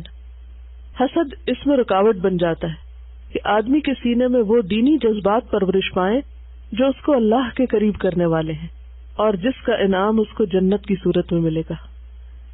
یعنی کس طرح دشمن ہے ہمارا کہ ہمیں اللہ کے قرب سے روک دیتا ہے۔ کیوں؟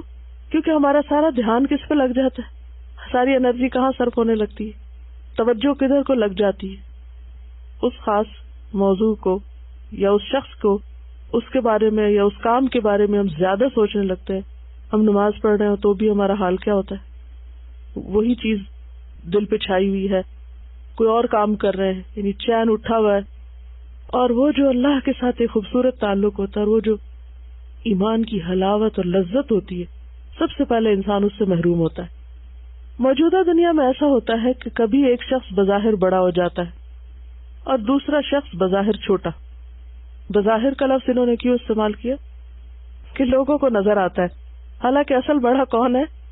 جو اللہ کے ہاں بڑا ہے۔ یہ امتحان کے لیے ہوتا ہے، وہ اس لیے ہے کہ اس فرق کو خدائی فیصلہ سمجھ کر اسے قبول کر لیا جائے، یعنی جو بڑا ہو گیا ہے اس کی بڑائی کو مان لیا جائے۔ مگر جب آدمی بڑے کی بڑائی کا اعتراف نہ کرے اور اس کو چھوٹا کرنے کی کوشش میں مصروف ہو جائے تو گویا وہ خدا کے فیصلے کو بدلنا چاہتا ہے، اور جو خدا کا فیصلہ بدلنا چاہے کیا وہ خدا کے قریب ہو سکتا؟ ایسا آدمی خدا کی قربت کی لذتوں سے محروم رہے گا۔ حقوق العباد کے سلسلے میں سب سے بڑی نیکی یہ ہے کہ آدمی کے دل میں دوسرے انسانوں کے لیے شفقت اور ہمدردی کا جذبہ ہو۔ حقوق العباد میں سب سے اعلیٰ نیکی کیا ہے؟ ایمان کا بھی یہ تقاضا ہے نا کہ انسان مومن ہی نہیں ہو سکتا جب تک دوسرے کے لیے وہ نہ چاہے جو اپنے لیے چاہتا ہے۔ مگر حسد آدمی کے اندر سے انسانی ہمدردی کا جذبہ ختم کر دیتا ہے۔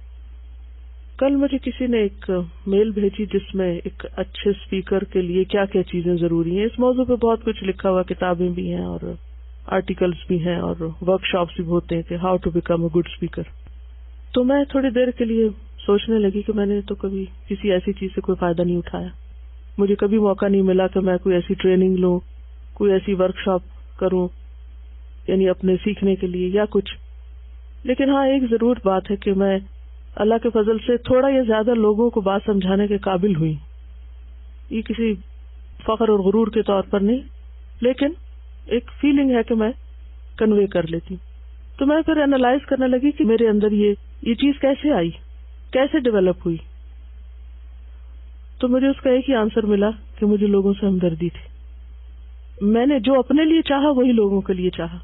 ٹھیک ہے، کمی بیشی ہر انسان، کوئی پرفیکٹ نہیں ہے اور نہ میں کسی پرفیکشن کا دعویٰ کرتی، لیکن ہمیشہ میری خواہش یہ رہی جو خیر کی بات مجھے پتہ چلے وہ دوسرے کو بھی پتہ چلے، جو اچھائی مجھے ملی وہ دوسرے کو ضرور ملے، اور خاص طور پر قرآن کی نعمت، دین کی نعمت، ہدایت کی بات وہ کسی طرح دوسرے کو پہنچے، اور میں اس لیول پہ بات کروں، اس طریقے سے کروں کہ جس سے میں وہ اس کے اندر اتار سکوں۔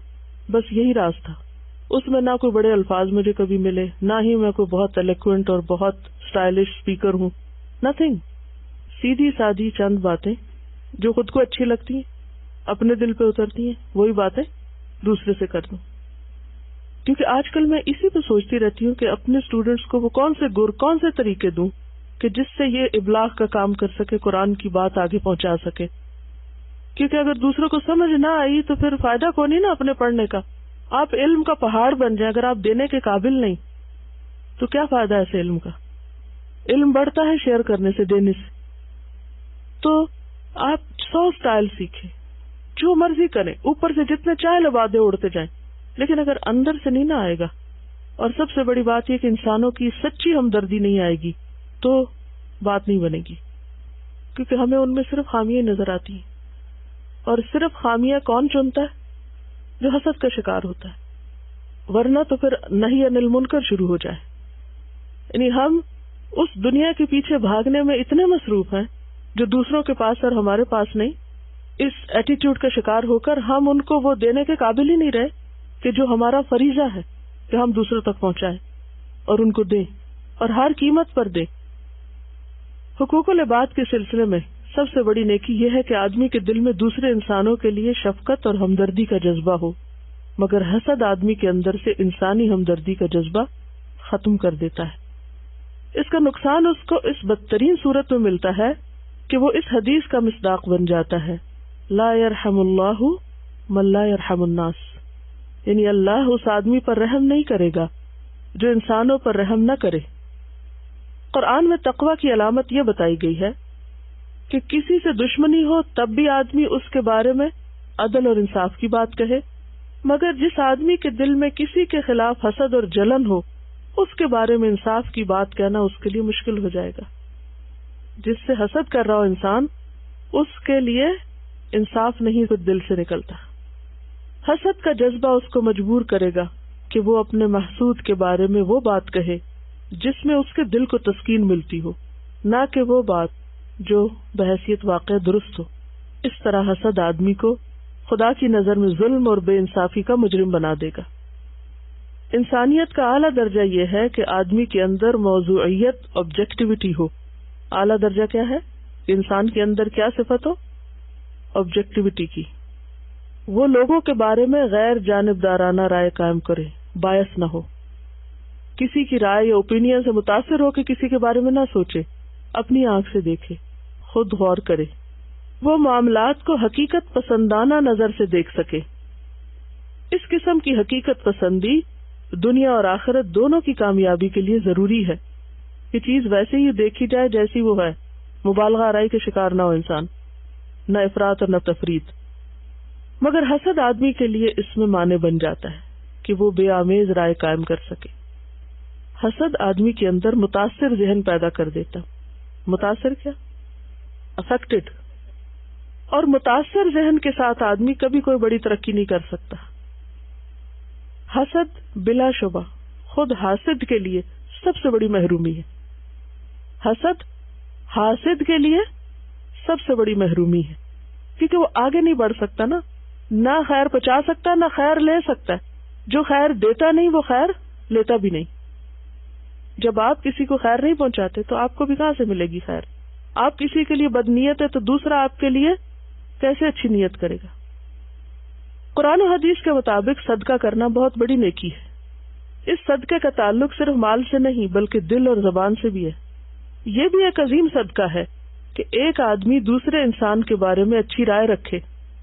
دل کا صدقہ کیا ہے؟ دس از ویری بیوٹیفل تھنگ. پہلی دفعہ میرے سامنے آئی ہے، یعنی کہ دل کا صدقہ. ہم ہمیشہ مال کا، زبان کا، بات کا، علم کا، یہ تو سب پڑھتے رہتے، لیکن دل کا صدقہ بیوٹیفل تھنگ. دل کا صدقہ کیا ہے؟ کہ ہم دوسروں کے بارے میں اپنے دل میں اچھے جذبات رکھیں، اچھی سوچ رکھیں، اچھا خیال رکھیں. وہ اس کا خیر خواہ ہو، وہ اچھے الفاظ میں اس کا تذکرہ کرے، اچھے الفاظ میں یاد کرے دوسرے کو، وہ اس کے حق میں نیک دعائیں کرے. مگر جب ایک آدمی کے دل میں دوسرے انسان کے لیے حسد کا جذبہ پیدا ہو جائے تو وہ اس عظیم نیکی سے محروم ہو جائے گا، یعنی دل کا صدقہ نہیں کر سکے گا.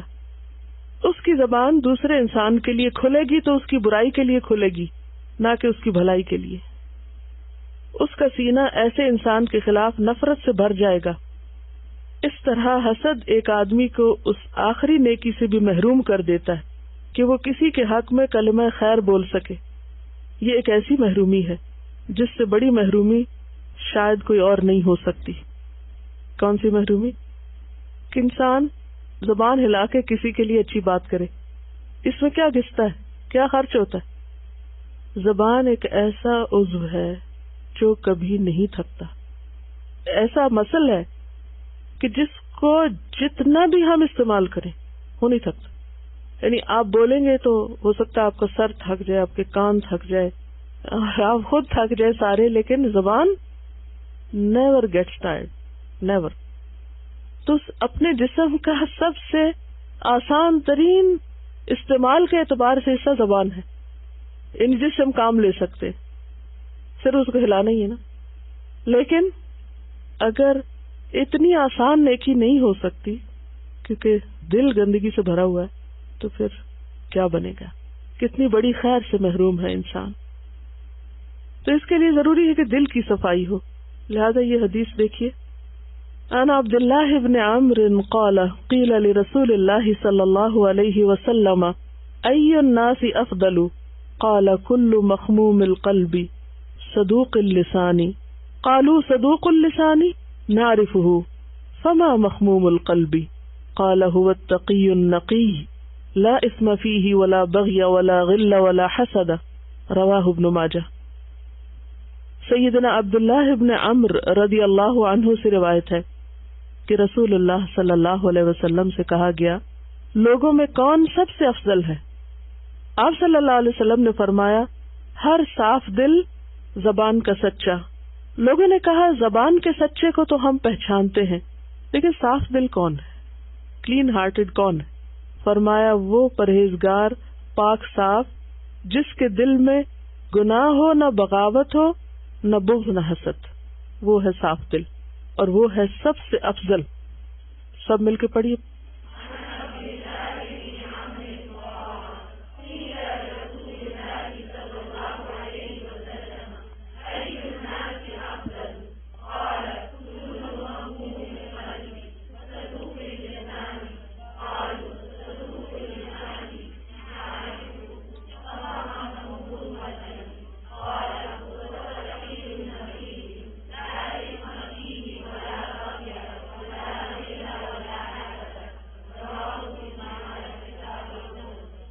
لفظی ترجمہ دیکھیے.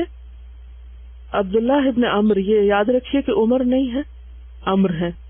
عمر پڑھنے کے لیے واو ساکن آتی ہے عمر کے آگے، ٹھیک ہے. بعض لوگ اس کو عمرو پڑھتے ہیں یا امرو پڑھتے ہیں، تو یہ عمر ہے. قال کہا، قیل لرسول اللہ کہا گیا رسول اللہ صلی اللہ علیہ وسلم سے، ای الناس کون سا لوگوں میں سے، انسانوں میں سے، افضل افضل ہے فضیلت کے اعتبار سے، کس کی فضیلت سب سے زیادہ ہے؟ قال فرمایا کل مخموم القلب، ہر مخموم القلب. مخموم کا لفظ ہے خے میم میم سے ہے. خمہ کا معنی ہوتا ہے جھاڑو دینا، جھاڑو دینا. خمامہ کہتے ہیں کوڑا کرکٹ کو، کیونکہ جھاڑو دینے سے کیا ہوتا ہے؟ کوڑا کرکٹ اکٹھا ہو جاتا ہے. اور خم کہتے ہیں خالی باغ کو. تو مخموم القلب وہ شخص جس کے دل پہ جھاڑو پھرا ہوا ہو اور خالی ہو ہر حسد، کینے اور دوسروں کی نفرت اور بدگمانی اور ان ساری چیزوں سے، صاف ستھرا روشن دل، پرسکون، مطمئن. کل مخموم القلب. اب اردو میں مخموم کا ترجمہ ہم نے کیا کیا؟ صاف دل. اب جو لوگ صرف اردو یا انگریزی ترجمہ پڑھیں وہ حدیث کا معنی جان سکتے کیا کہہ رہی ہے حدیث؟ صدوق اللسان. صدوق اور صادق میں کیا فرق ہے؟ فعول کا وزن کس کا ہوتا ہے؟ مبالغے کا. بہت زیادہ سچا زبان کا. قالوا صدوق اللسان نعرفه.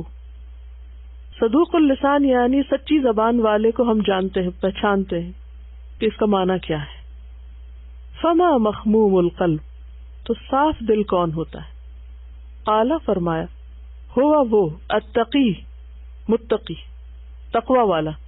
تقی کیونکہ تقوی کا بھی مقام کہاں ہے، گھر کہاں ہے؟ دل میں. النقی، نقی کا لفظ ہے صاف ستھرے ہونے سے ہے. منقع لفظ پڑھا کبھی؟ ينقى الثوب الابيض من الدنس، یہ ہے نقہ. نقا ینقو سے. نقا ینقو کا معنی تو ہڈی سے گودا نکالنا، اور جب نکل آتا ہے تو ہڈی کیسے ہو جاتی؟ صاف ستھری ہو جاتی ہے نا. اور نقی ینقا کا معنی ہے صاف ستھرا ہونا، خوبصورت ہونا، خالص ہونا. تینوں معنی لکھیے. نقی میں صاف ستھرا، خوبصورت، خالص ہونا. اور نقی صفت ہے. اور نقا کا معنی اور انقا کا معنی غلے کا کوڑا کرکٹ نکالنا. غلہ جیسے دال چاول کبھی چنے ہوں گے آپ نے, تو اس میں سے چاول کیسے چنتے ہیں؟ اس کو بالکل کھول کھول کے دیکھتے جاتے ہیں, اگر کوئی ایک بھی اس میں کالا دانا ہے یا کوئی چیز بھی جو اینٹی رائس ہے وہ اس کو باہر نکال دیتے ہیں اور بالکل صاف ستھرے ہو جاتے ہیں. اور اس کے لیے آپ نے دیکھا ہوگا کہ وہ صرف ایک دفعہ نہیں کرتے, بلکہ پھر کیا کرتے, جب سارے ہو جاتے پھر دوبارہ سے ہاتھ پھیر پھیر کے دیکھتے رہتے ہیں کہ کوئی چھپ تو نہیں گیا تھا کہیں. چاولوں کے لیے تو ہم اتنے کانشیس ہوتے ہیں کہ کہیں چھپ کے کوئی روڑی وغیرہ نہ رہ گئی ہو, کیونکہ پھر وہ منہ میں آئے گی اور بدمزہ کرے گی. لیکن دل کے معاملے میں پرت کھول کھول کے نہیں دیکھتے, چھپی رہ ہی نہیں سکتی نا. لا تخفى منکم خافیہ وحصل ما فی الصدور. اصل میں جب آپ ڈکشنری دیکھتے ہیں نا تو اس کا فائدہ کیا ہوتا ہے, اس سے ملتے جلتے بہت سارے لفظ جب آپ دیکھتے ہیں تو اس کا ایسا لطف آتا ہے کہ آپ کا دماغ روشن ہو جاتا ہے, کیونکہ اس میں مختلف طرح کی ہڈی سے اور پتھر سے اور معلوم نہیں کوڑا کرکٹ کس کس سے یہ ساری مثالیں دے کر بات کی گئی ہے. تو اس سے یہ پھر آپ عام روزمرہ زندگی سے جب اس کو ریلیٹ کرتے ہیں تو آپ کی سوچ میں وسعت پیدا ہوتی ہے, اور جس طرح بات سمجھ آتی ہے وہ عام حالات میں نہیں آتی صرف ایک ترجمہ پڑھنے سے. تو دل کا تقی ہونا اور نقی ہونا, یعنی اس کی ساری پرتوں سے میل کچیل اور چھوٹے چھوٹے ناپسندیدہ چیزیں, ذرات اور ڈسٹ اور ہر چیز ہٹا کے بالکل شفاف کر دینا. لا غل فیہ, نہ اس میں کوئی غل ہے یعنی بغض ہے. لا تجل فی قلوبنا غلا للذین آمنوا ولا حسد, اور نہ ہی کسی قسم کا کوئی حسد ہے. گویا دل تقی اور نقی ہو نہیں سکتا جب تک کہ اس سے کیا نہ نکال دیا جائے, غل اور حسد. صاف چیز کوئی بھی ہو, کوئی بھی چیز صاف ہو, اس کی اپنی ایک تاثیر ہوتی ہے, اس کا اپنا ایک حسن ہے. اور میلی چیز کوئی بھی ہو, خواہ وہ کتنی قیمتی کیوں نہ ہو, صاف چیز اگر سستی سے سستی بھی ہو, سستے سے سستا کپڑا, کوئی فرنیچر, کراکری, کتابیں, کوئی بھی چیز جب وہ صاف ہوتی ہے تو اس کا اثر کچھ اور ہوتا ہے. اور قیمتی سے قیمتی پتھر یا زیور یا کوئی مٹیریل اگر میلا ہو تو وہ دل کو نہیں بھاتا. تو اسی طرح ایک انسان دنیاوی اعتبار سے کتنے بھی بڑے رتبے پر فائز ہو, بڑی اس کی عزت ہو, بڑی شان ہو, بڑا مقام ہو, لیکن دل حسد سے بھرا ہوا ہے, لوگوں کی نفرتوں سے بھرا ہوا ہے, تو کوئی قیمت نہیں اس کی. اللہ کے ہاں اس کا کوئی مقام نہیں, کوئی فضیلت نہیں.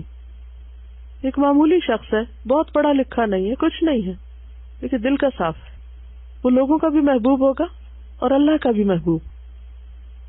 یہ انہوں نے تعمیر حیات مولانا وحید الدین کی کتاب سے بدخواہی نہیں کا چیپٹر بھیجا ہے.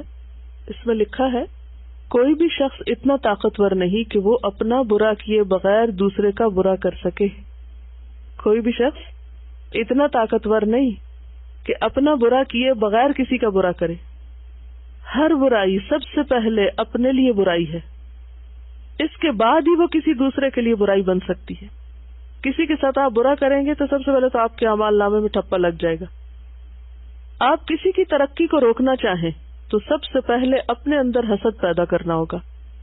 اپنے اندر حسد کی آگ بھڑکانے کے بعد ہی آپ دوسرے کی ترقی کے خلاف کوئی سازش کر سکیں گے. آپ کسی کو مارنا چاہیں تو سب سے پہلے اپنے سینے کو تخریب کاری کا اڈا بنانا پڑے گا. اس کے بعد ہی آپ کسی کو اپنی تخریبی منصوبے کا نشانہ بنا سکتے ہیں. اس دنیا میں سب سے بڑی برائی دوسرے کا برا چاہنا ہے, کیونکہ آپ خواہ دوسرے کا برا نہ کر سکیں مگر آپ یقیناً اپنا برا کر لیتے ہیں. دوسرے کو تباہ کرنا کسی آدمی کے اختیار میں نہیں. کوئی کسی کا کچھ نہیں بگاڑ سکتا جب تک کہ اللہ نے کسی کے لیے کوئی تکلیف نہ لکھی. مگر جب کوئی شخص کسی دوسرے کی تباہی کا نقشہ بناتا ہے تو وہ یقیناً اپنے آپ کو تباہ کر لیتا ہے. اگر آپ کسی دوسرے کو نقصان پہنچانا چاہیں تو یہ اس کے بغیر نہیں ہو سکتا کہ آپ دوسرے کے خلاف سوچیں, اس کے خلاف نقصان کی تدبیریں کریں, اپنی کوششوں کو منفی رخ پہ چلانا شروع کر دیں. یہ تمام چیزیں اپنی تباہی کا سامان ہیں. یہ دوسرے کی بدخواہی کی خاطر خود اپنی ذات کا بدخواہ بننا ہے. اگر آپ دوسرے کے خلاف اپنے اقدام میں کامیاب ہو جائیں تب بھی دوسرے کو نقصان پہنچانے کے لیے آپ خود اپنی جان اور مال کا بہت سا نقصان کرتے ہیں. دوسرے کو زخم پہنچانے کی کوشش میں خود آپ اپنے آپ کو بھی زخمی کر چکے ہوتے ہیں. پھر ایسی کارروائی سے کیا فائدہ؟ دوسرے کی بدخائی صرف دوسرے کی بدخائی نہیں، اسی کے ساتھ تو خود اپنی بھی بدخائی ہے. آدمی کو چاہیے کہ اگر وہ دوسرے کا خیر خواہ نہیں بن سکتا تو اپنی ذات کا خیر خواہ بنے. جیسے علامہ اقبال نے بھی کہا نا، تو اگر میرا نہیں بنتا نہ بن، اپنا تو بن. وہ دوسرے کو دینا نہیں چاہتا تو کم از کم اپنے آپ کو محروم نہ کرے. وہ دوسروں کے لیے جینا نہیں چاہتا تو اپنے لیے جیے، اپنا فائدہ کرے. تو بات یہ ہے کہ نبی صلی اللہ علیہ وسلم نے جیسا کہ ایک اور حدیث میں فرمایا، لا تباغضوا ولا تحاسدوا ولا تدابروا وكونوا عباد الله اخوانا ولا يحل لمسلم ان يهجر اخاه فوق ثلاث. لا تباغضوا باب تفاعل، ایک دوسرے سے بغض نہ رکھو. ولا تحاسدوا اور ایک دوسرے سے حسد نہ کرو. ولا تدابروا اور ایک دوسرے سے اعراض نہ برتو، ایک دوسرے سے پیٹ نہ پھیرو کہ ایک ادھر جا رہا ہے دوسرا ادھر جا رہا ہے. وَكُونُوا عِبَادَ اللَّهِ اور بن جاؤ اللہ کے بندو، اخوانا بھائی بھائی. وَلَا يَحِلُّ لِمُسْلِمٍ کسی مسلمان کے لیے حلال نہیں، جائز نہیں، ان یہجرا کہ چھوڑ دے، اخاہ اپنے بھائی کو، فوق ثلاث 3 سے بڑھ کر، یعنی 3 دن سے زیادہ. تو اس سے کیا پتہ چلتا ہے کہ صاف الفاظ میں حسد سے منع کیا گیا. ایاکم والحسد بھی کہا گیا اور یہاں پر لا تحاسدوا بھی کہا گیا. اور ایک اور بات یہ ہے کہ عموماً جب ہم کسی سے حسد کرتے ہیں تو جواب میں حسد ملتا ہے، تو لہٰذا یہاں پر 2 طرفہ حسد کی بات ہو رہی ہے. وہاں ایک طرفہ حسد کی بات تھی کہ ایاکم والحسد، تم سب حسد سے بچو. اور یہاں کیا آپس میں ایک دوسرے سے نہ کریں. ہر وقت کا ایک ہڈن کمپٹیشن اور ایک مقابلہ بازی اور ایک دوسرے کو لیٹ ڈاؤن کرنا اور ایک دوسرے سے قطع تعلقی کرنا، یہ ناپسندیدہ ہے. طبرانی کی ایک روایت میں آتا ہے، لوگوں پر ہمیشہ بھلائی اور خیر سایہ فگن رہے گی جب تک وہ آپس میں حسد نہ کرے. لوگوں پر خیر چھائی رہے گی، جیسے امبریلا ہوتا ہے نا، یعنی خیر ان کو ڈھانپے رکھے گی جب تک کہ وہ آپس میں حسد نہ کرے. تو گویا ایسا خاندان یا ایسے افراد یا ایسی جماعت یا ایسا گروہ خیر سے محروم ہو جاتا ہے جس کے افراد میں حسد پایا جاتا، کیونکہ وہ مقصد کی طرف توجہ کم کریں گے اور زیادہ ان کی توجہ کس پر رہے گی؟ ایک دوسرے کو کاٹنے کی طرف. اس کو پیچھے کیسے کروں، میں کیسے اپنا راستہ آگے بناؤں. اس پر یہ 2-3 کوٹس ان کو ملے. السلام علیکم. Envy consists in seeing things never in themselves, but only in their relations. If you desire glory, you may envy Napoleon, but Napoleon envied Caesar. Caesar envied Alexander, and Alexander, I dare say, envied Hercules, who never existed. Bertrand Russell. Envy is the art of counting the other fellow's blessings instead of your own. Harold Coffin. Envy is a symptom of a lack of appreciation of our own uniqueness and self-worth. Each of us has something to give that no one else has. You can't be envious and happy at the same time. The envious man thinks that if his neighbor breaks a leg, he will be able to walk better himself. And envy is an insult to oneself. Jealousy is no more than feeling alone against smiling enemies. Elizabeth Bowen. It is in the character of very few men to honor without envy a friend who has prospered. Aeschylus. A competent and self-confident person is incapable of jealousy in anything. Jealousy is invariably a symptom of neurotic insecurity. Robert Heinlein. Jealousy is that pain which a man feels from the apprehension that he is not equally beloved by the person whom he entirely loves. Joseph Addison. Jealousy feeds upon suspicion, and it turns into fury, or it ends as soon as we pass from suspicion to certainty. François Duc de la Rochefoucauld. Do not overrate what you have received, nor envy others. He who envy others does not obtain peace of mind. Buddha. And from the Bible, Old Testament, do not envy a sinner. You don't know what disaster awaits him. In jealousy, there is more self-love than love. This is again François. Envy is a waste of time. Envy is thin because it bites but never eats. Spanish proverb. When men are full of envy, they disparage everything, whether it be good or bad. Tacitus. Why you do it? Because other people are so much luckier, smarter, more attractive, and better than you. Pride, envy, and avarice. These are the sparks that have set on fire the souls of men. Allegri Dante. What is evil? Killing is evil. Lying is evil. Slandering is evil. Abuse is evil. Gossip is evil. Envy is evil. Hatred is evil. To cling to false doctrine is evil. All these things are evil. And what is the root of evil? Desire is the root of evil. Illusion is the root of evil. انہوں نے Dzire کی بات کی تو اس کا علاج عربی میں ڈیزائر کے لیے ہوا کا لفظ استعمال ہوتا ہے، جیسے حضرت داؤد علیہ السلام کو کہا کہ وَلَا تَتَّبِعِ الْهَوَىٰ فَيُضِلَّكَ عَن سَبِيلِ اللَّهِ، ہوا کی پیروی نہ کرنا کیونکہ وہ تم کو اللہ کے راستے سے ہٹا دے گی. تو علاج کیا ہے؟ ہدا، واو اور دال کا فرق ہے، اللہ کی گائیڈنس. کہ جتنی بھی ایسی ڈیزائرز ہیں ان کو چینلائز کرنے کے لیے ضروری ہے کہ ہمارے پاس اللہ کی طرف سے آئی ہوئی ہدایت ہو، کیونکہ اللہ نے بنایا نا، وہ جانتا ہے ہمارے اندر کیا کیا خرابیاں بھری ہوئی. تو جو علاج وہ کر سکتا ہے وہ کوئی اور نہیں کر سکتا. تو جب مرض ڈائگنوز ہو گیا ہے اور یہ بھی پتہ چل گیا کہ اس کے بہت سارے نقصان ہیں، تو پھر ہماری توجہ کس پہ ہونی چاہیے؟ علاج پہ. علاج ضروری ہے، کیونکہ اگر علاج نہ کیا تو کہیں ایسا نہ ہو کہ ہم کسی کے خلاف کوئی ظلم کر جائیں، کسی کو اس کے حق سے محروم نہ کر دیں. اور ظلم قیامت کے دن پھر کس شکل میں ہوگا؟ اندھیروں کی شکل میں. اور جب انسان کسی پہ ظلم ڈھاتا ہے، کسی کا نقصان کرتا ہے، تو نتیجہ کیا نکلتا ہے؟ دراصل اپنی عاقبت خراب کرتا ہے. اور صرف وہ کسی ایک انسان پہ ظلم نہیں ہوتا، بلکہ کس پہ ہوتا ہے؟ اس کے ذریعے بہت سو پہ ہو جاتا ہے. مثلا ایک شخص کسی چیز کے قابل ہے، اہل ہے، آپ اس کو محروم کر کے اس کا حق چھین کر کسی نااہل کو وہ دے دیتے ہیں. کیا آپ نے صرف ایک شخص پہ ظلم کیا؟ کس پہ کیا؟ اور سب پہ کیا جو اس نااہل شخص کی نااہلیت سے متاثر ہوں گے. اور ویسے بھی یہ ہے کہ امراض قلب میں سے ہے، اور امراض قلب تو سوائے ہلاکت کی اور کسی چیز میں اضافہ نہیں کرتی اگر انسان ان کا علاج نہ سوچے. تو آپ پھر انہی اسباب پہ جائیے جو شروع میں ہم نے دیکھے تھے کہ کیا چیزیں حسد پیدا کرتی ہیں.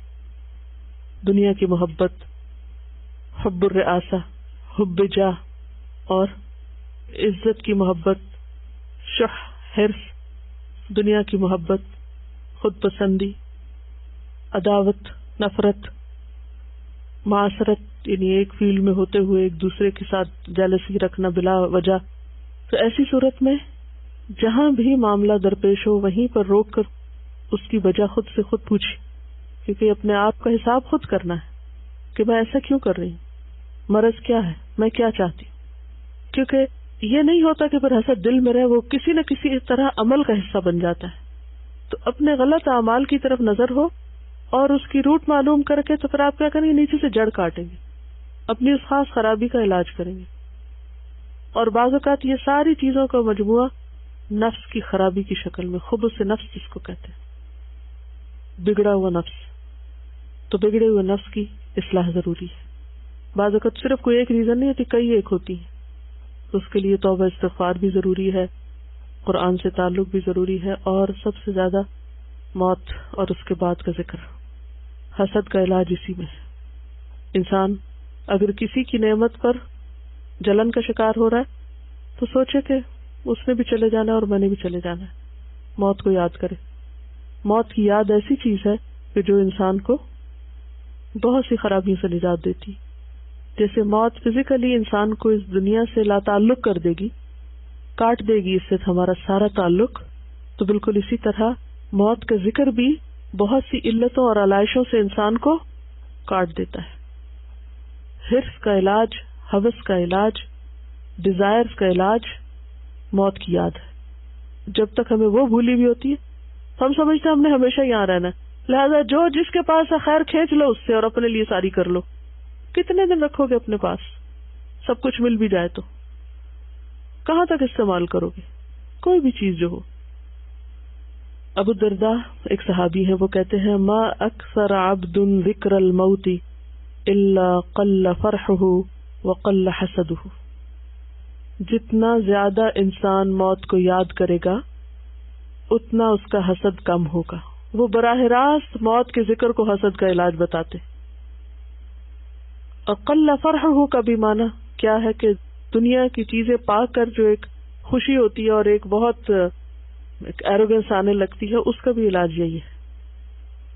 کسی بھی چیز کو پا کے میں جو بہت اکڑ رہا ہوں وہ کتنے دن میرے پاس ہوگی, آخر تو چھوڑنا ہے نا اس کو. چند دن کے مزے کی خاطر ہمیشہ کی آخرت برباد کی جائے.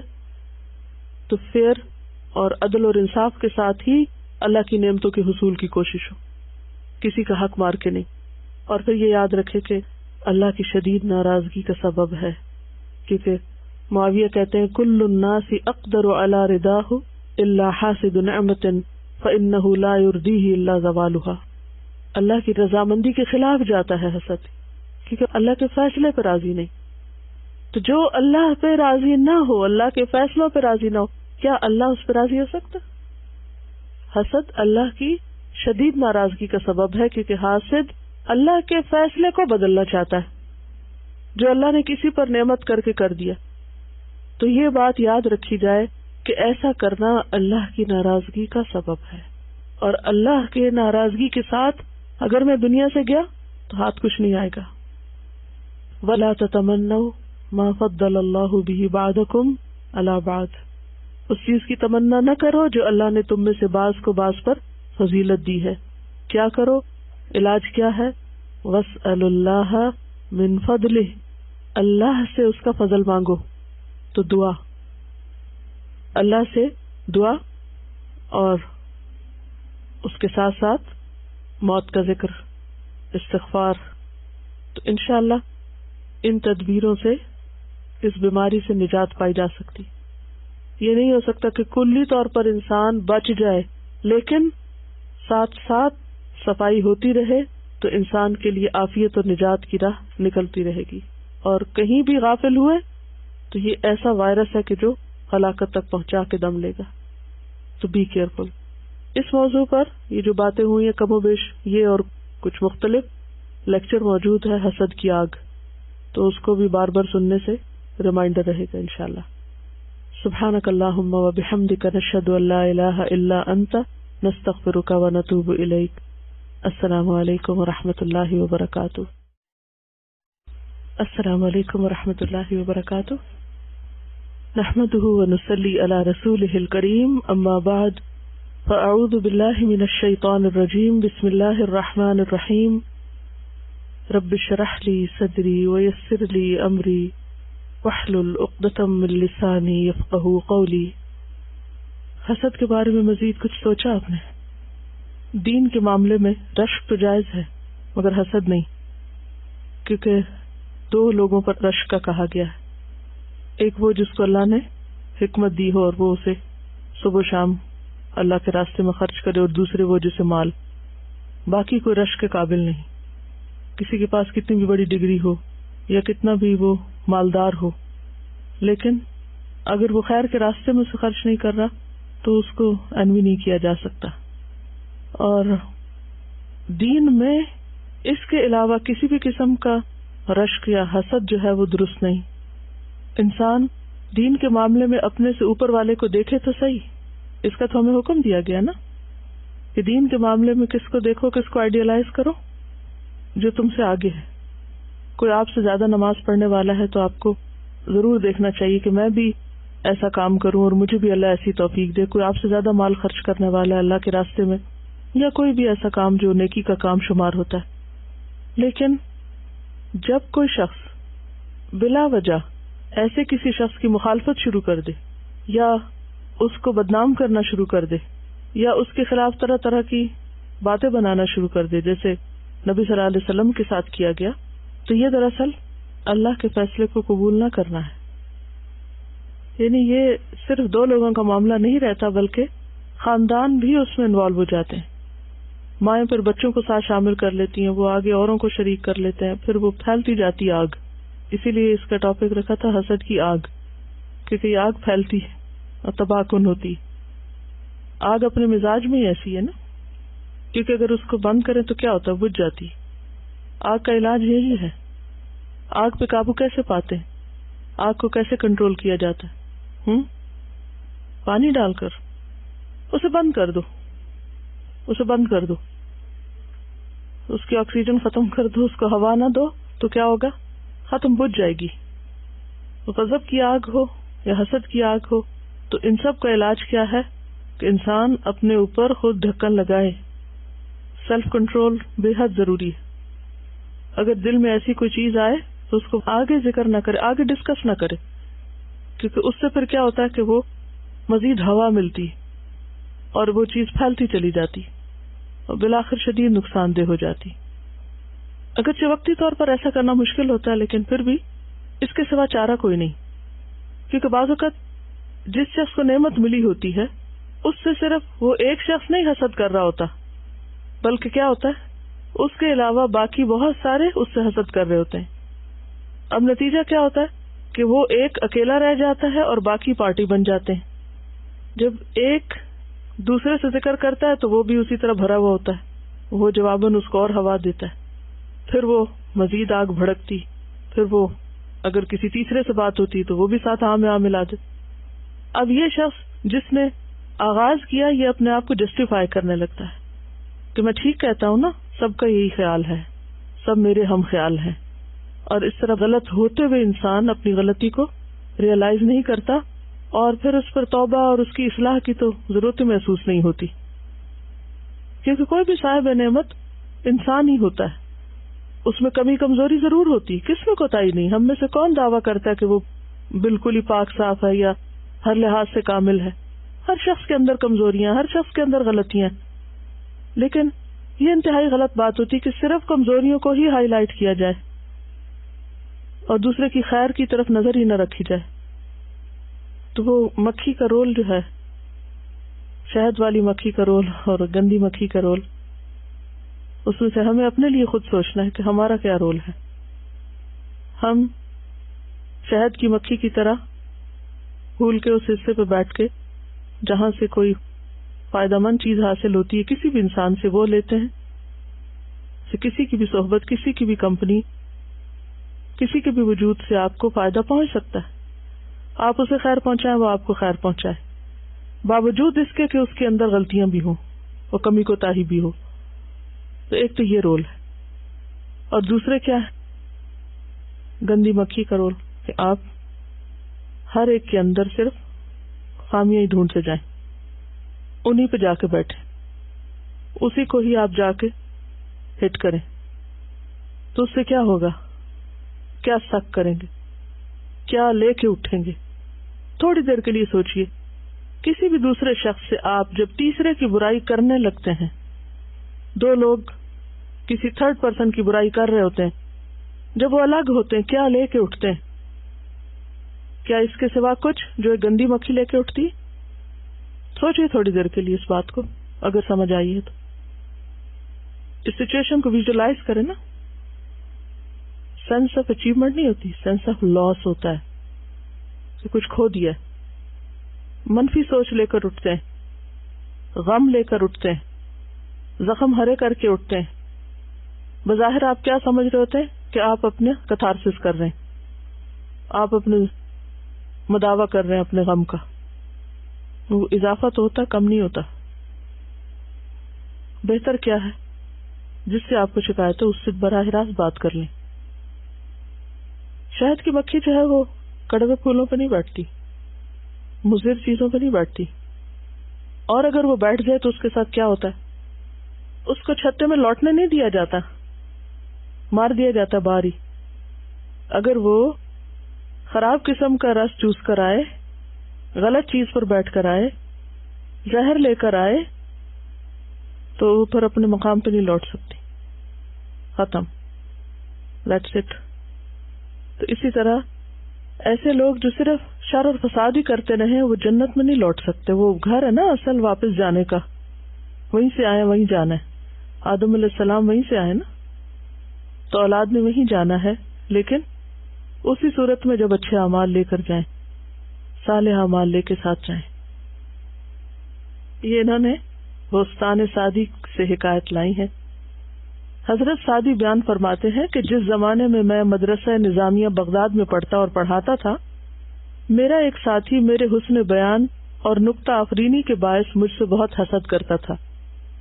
یعنی جو کلاس کمنٹس ہوتے ہیں اور مختلف نکتے نکالتے. ایک دن میں نے اپنے استاد محترم سے کہا کہ فلاں شخص میرے لیے پریشانی کا باعث بنا ہوا ہے، یعنی مجھے تنگ کرتا ہے مجھ سے حسد کر کے، وہ میرے کمال کے باعث مجھ سے حسد کرتا ہے. استاد محترم نے یہ بات سنی تو خفگی کا اظہار فرمایا اور کہا، حیرت ہے تو اس کے گناہ سے تو آگاہ ہو گیا کہ وہ حسد کرتا ہے، لیکن اپنے بارے میں نہ سوچا کہ تو بھی غیبت جیسے گناہ کا ارتکاب کر رہا ہے. اگر اس حاسد نے دوزخ میں اپنا ٹھکانہ بنایا ہے تو دوسرے راستے سے تو بھی وہیں پہنچ رہا ہے. تجھے پسند نہ آئی حسد کی ہو، لیکن کبھی خود اپنے گناہوں کا بھی حساب کیا. دلیر کتنا ہے غیبت کے جرم پر ظالم، خود اپنی جان پہ کتنا بڑا عذاب کیا. قرآن کے الفاظ میں غیبت یعنی کسی کی برائی اس کی پیٹھ پیچھے کرنا اتنا بڑا گناہ ہے جیسے اپنے مردہ بھائی کا گوشت کھانا. لیکن صورتحال یہ ہے کہ اچھے خاصے دیندار لوگ بھی اس گناہ کا ارتکاب نہایت بے تکلفی سے کرتے ہیں. سعدی نے اپنی زندگی کے اس واقعے میں اس گناہ کی طرف توجہ دلائی ہے. غیبت کے سلسلے میں نبی صلی اللہ علیہ وسلم کی حدیث ہے کہ ایک صحابی نے سوال کیا، یا رسول اللہ صلی اللہ علیہ وسلم، اگر وہ عیب اس شخص کی ذات میں موجود ہو تو کیا پھر اس کے بیان سے ہم گناہگار ہوں گے؟ ارشاد ہوا، اگر کوئی عیب کسی کی بات میں نہ ہو اور اس سے منسوب کیا جائے تو اتہام یعنی الزام ہوگا. غیبت یہی ہے کہ کسی کی برائی اس کی عدم موجودگی میں بیان کی جائے، کیونکہ اس سے پھر آگے کئی اور خرابیاں شروع ہو جاتی ہیں نا. یہاں پر کسی نے لکھا ہے حاسد اور متکبر کے ٹریٹس اور پھر اس کے بعد مومن کا ایٹیٹیوڈ کیا ہوتا ہے. Dearest and respected Ustaza, Assalamu alaikum. I hope you are well by the grace of Allah. I was thinking about the last 2 chapters of Husn and Akhlaq, and I felt that being a mu'min is not easy at all, because it is not a part-time job, but a full-time job. A mu'min needs to be constant in checking and analyzing himself. So many thoughts cross our minds, so many feelings go through our heart, and we simply brush them off, thinking nothing of them at all. But a mu'min is not like that. He is in red alert mode at all times. The most important lesson I learnt from both these chapters are that if I want to be a mu'min at the level of ihsan, then I need to be constantly checking each and every intention, thought and action, especially in relation to hasad and kibr. One extreme is hasad, always interested in what others have. The other extreme is kibr, only thinking about oneself. یعنی حسد میں آپ صرف اور صرف دوسروں کے بارے میں سوچتے رہتے ہیں کہ اس کے پاس یہ ہے، اس کے پاس وہ ہے، اور کبر میں صرف اپنے بارے میں ہی سوچتے ہیں. While a mu'min is a balanced personality. I thought of a few examples of how these two feelings are on opposite ends, while the attitude of a mu'min stands firm in the middle. Hasad, when someone is praised, he feels bad and wishes bad for the other. Mutakabbir, when he is praised, he feels exultant. یعنی حاسد کے سامنے جب کسی اور کی تعریف کی جائے تو وہ برا فیل کرتا ہے، اور متکبر جب اس کی اپنی تعریف بیان کی جائے تو وہ بہت ہی اچھا فیل کرتا ہے، بہت ہی پھول جاتا ہے. مومن's attitude, balanced and moderate. When anybody is praised, he remembers Allah and says Alhamdulillah and reads the dua for when a person is praised. Then hasad, When the other receives a ni'mat that he wanted, he wishes bad for the other person. Mutakabbir, when he receives a blessing, he feels that it is because of his own efforts and doings. And moment's attitude is, when anyone receives a blessing, a moment turns to Allah, thanking Him and praising Him alone. Hasad, his eyes are always looking at what others have and never at his own blessings. Mutakabbir, his eyes are constantly admiring himself and looking down on others. Moment's attitude, his eyes are looking up to those who are ahead of him in deen and strives to achieve that, while turning away from those who are higher than him in dunya, because that is not his aim. یہ جو بات ہے نا کہ ہمیں ہر لمحہ اپنا check کرتے رہنا ہوگا. It's not a part time job, کیونکہ زندگی کے ہر لمحے کا حساب ہو رہا ہے نا. ہر لمحے کا اجر اور جزا لکھی جا رہی ہے، یا سزا، جو بھی انسان اچھا یا برا کرتا ہے. اور اس معاملے میں جتنا انسان اپنا خود خیر خواہ ہو سکتا ہے، کوئی اور نہیں ہو سکتا. اپنے اندر حسد کا پتہ لگانے کے لیے اپنی گفتگو کا ہمیں جائزہ لینا چاہیے. مثلاً اگر کسی نے کوئی کام کیا اور اچھا کام کیا لیکن ساتھ کچھ غلطیاں بھی ہو گئی اس سے، تو ہم کس چیز کا پلہ بھاری رکھتے ہیں؟ ہمارے ہاتھ میں اس وقت میزان ہوتی ہے نا، اس میزان میں آپ آنے والے کو تولتے، اس کی حسنات بھی ہوتی ہیں اور اس کی سیئات بھی ہوتی ہیں، یا اس کی اچھی باتیں بھی ہوتی ہیں اور اس کی خراب باتیں بھی ہوتی ہیں. اب ایسے میں جب ہم بات کرتے ہیں تو کیا بات کرتے ہیں؟ کیا ہم اس کی اچھائی پر بھی توجہ رکھتے ہیں یا صرف ہم دوسری طرف کی بات ہی کرتے ہیں؟ اہل مکہ کو، مکی صورت ہے نا، اہل مکہ کو نبی صلی اللہ علیہ وسلم کی بہت سی باتوں کا، بہت سی اخلاقی خوبیوں کا معلوم تھا یا نہیں؟ 40 سال ان کے اندر گزارے تھے، برتاؤ کیا ہوا تھا. ایک تو یہ ہوتا ہے نا دور سے باہر سے کوئی شخص آئے تو اس کا نہیں پتا ہوتا، اور ایک وہ ہے جو 40 سال آپ کے بیچ میں رہا اور آپ نے برتاؤ کیا اور برتاؤ سے ثابت شدہ ہے کہ وہ ایک اچھا انسان ہے. جس وقت وہ نبوت کا دعویٰ کرتا ہے تو آپ اس پر ایسی باتیں شروع کر دیتے ہیں، بل قالوا اضغاث احلام بل افتراہ بل ہوا شاعر، چن چن کے ایسی باتیں بناتے ہیں اس کے خلاف. تو یہ میزان کے کس پلے میں آپ ڈال رہے ہیں، کیا ڈال رہے ہیں؟ اس سے پتہ چلتا ہے کہ یہ حسد پر مبنی باتیں ہوتی ہیں. یہ تو ان کا ذکر ہے، اس سے عبرت ہم کیا پکڑے؟ ہمیں اپنے عملی رویے میں کیا لانا ہے؟ کسی نے اگر کوئی اچھا کام کیا ہے تو اس کو اپریشیٹ کرے، اور اگر کسی کو آپ کو کرٹیسائز کرنا بھی ہے ضرورت کے تحت کسی مقصد کے، اول تو وہ مقصد ہونا چاہیے. بلا وجہ کا اللہ نے ہمیں نہیں مقرر کیا کہ ہم لوگوں کے اوپر تبصرے کرتے پھریں.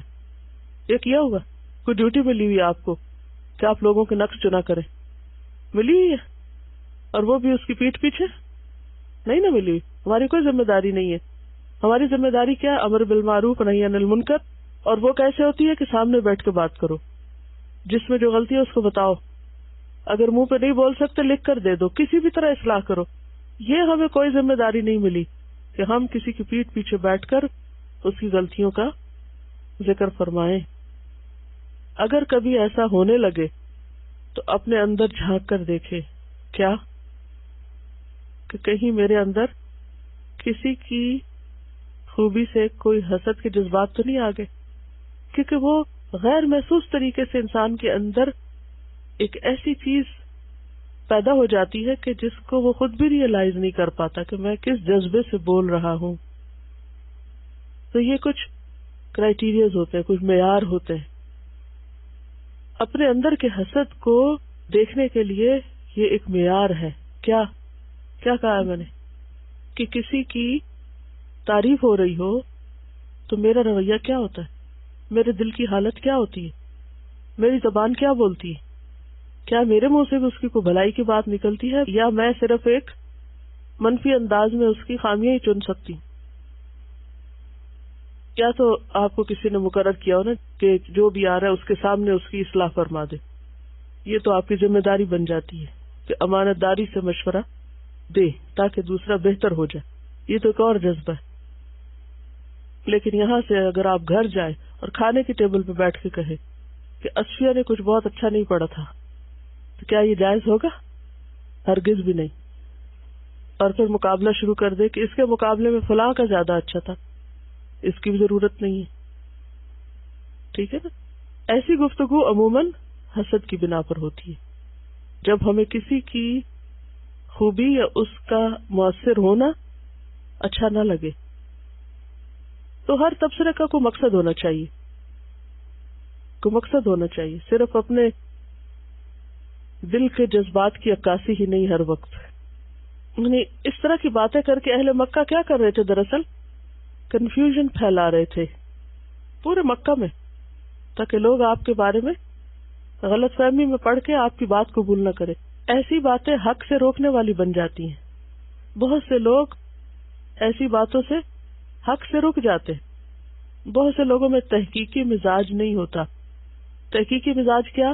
کہ خود جا کر کسی کی بات سن کے اس کے اچھے برے کا خود جائزہ لے اور اپنی عقل سے کام لے کر کسی کے بارے میں اوپینین قائم کرے. میجورٹی کیا کرتی ہے؟ سنی سنائی پر اوپینین قائم کر لیتی ہے. اچھا فلاں نے کہا، ہاں ٹھیک ہی کہا ہوگا، اور پھر اس بات کو دل میں بٹھا لیا اور اس سے جو خیر ملنے والی ہے اس سے محروم ہو گئے. اچھا، حسد کی آگ ٹھنڈی کرنے کے لیے عموماً مذاق اڑانے کا سہارا لیا جاتا ہے کہ وہ بات یا دل کا غبار یا غصہ اگر ہم کسی وجہ سے سنجیدگی سے نہ نکال سکیں تو پھر مذاق کی شکل میں نکلتا ہے. ٹونٹ کیا جاتا ہے، باتیں سنائی جاتی ہیں، پھپتیاں کسی جاتی ہیں. عموماً حسد کسی کی نعمت پر ہوتا ہے نا، اور کسی کو خیر کا ملنا کیا ہے؟ دراصل اس کے لیے آزمائش ہے. تو ہم کس پہ پھسل رہے ہیں اور کس بات پہ اس سے حسد کر رہے ہیں؟ اگر یہ بات ذہن میں بیٹھ جائے کہ کسی کو بھی ملنے والی نعمت اس کے لیے امتحان ہے تو حسد خود ہی ختم ہو جائے. بات یہ کہ ہماری جو سوچیں ہوتی ہے نا وہ لازماً ہمارے اخلاق پر، ہماری گفتگو میں، ہمارے ایکشنز میں، ہمارے اشاروں تک میں جھلکتی. بعض اوقات ہم ہاتھوں سے جو اشارے کر رہے تھے نا ان سے بھی پھوٹ رہا ہوتا ہے وہ جو ہمارے اندر ہوتا ہے. تو اذا رآک الذین کفروا، دیکھتے ہی پھٹ پڑتے اور پھر وہ گفتگو میں نظر آنے لگتا ہے. یعنی ایٹیٹیوڈ میں بھی وہ جھلک رہا ہوتا ہے. وَلَقَدْ آتَيْنَا مُوسَى وَهَارُونَ الْفُرْقَانَ وَضِيَاءً وَذِكْرًا لِلْمُتَّقِينَ. And we had already given Musa and Harun alayhim as-salam the criterion and a light and a reminder for the righteous. جب میں نے یہ آیت پڑھی تو مجھے کیونکہ بھی سورۃ طٰہٰ بھی پڑھی تھی تو اس میں حضرت موسیٰ اور ہارون اکٹھے کام کر رہے ہیں اور حضرت موسیٰ کو پہلے وحی ملی، پھر انہوں نے کہا کہ ہارون علیہ السلام سے میری مدد کیجیے. تو مجھے خیال آ رہا تھا کہ ان دونوں میں کیونکہ اکٹھے کام کرے تو حسد کیوں نہیں آئی؟ کیونکہ کبھی بھی اگر لوگ اکٹھے کام کریں تو ہمیشہ حسد بیچ میں آ جاتی. یہ فیل ہو کہ اچھا یہ مجھ سے زیادہ کام کر رہا ہے یا میرا نام اتنا نہیں آ رہا، لائک یو فیل حسد.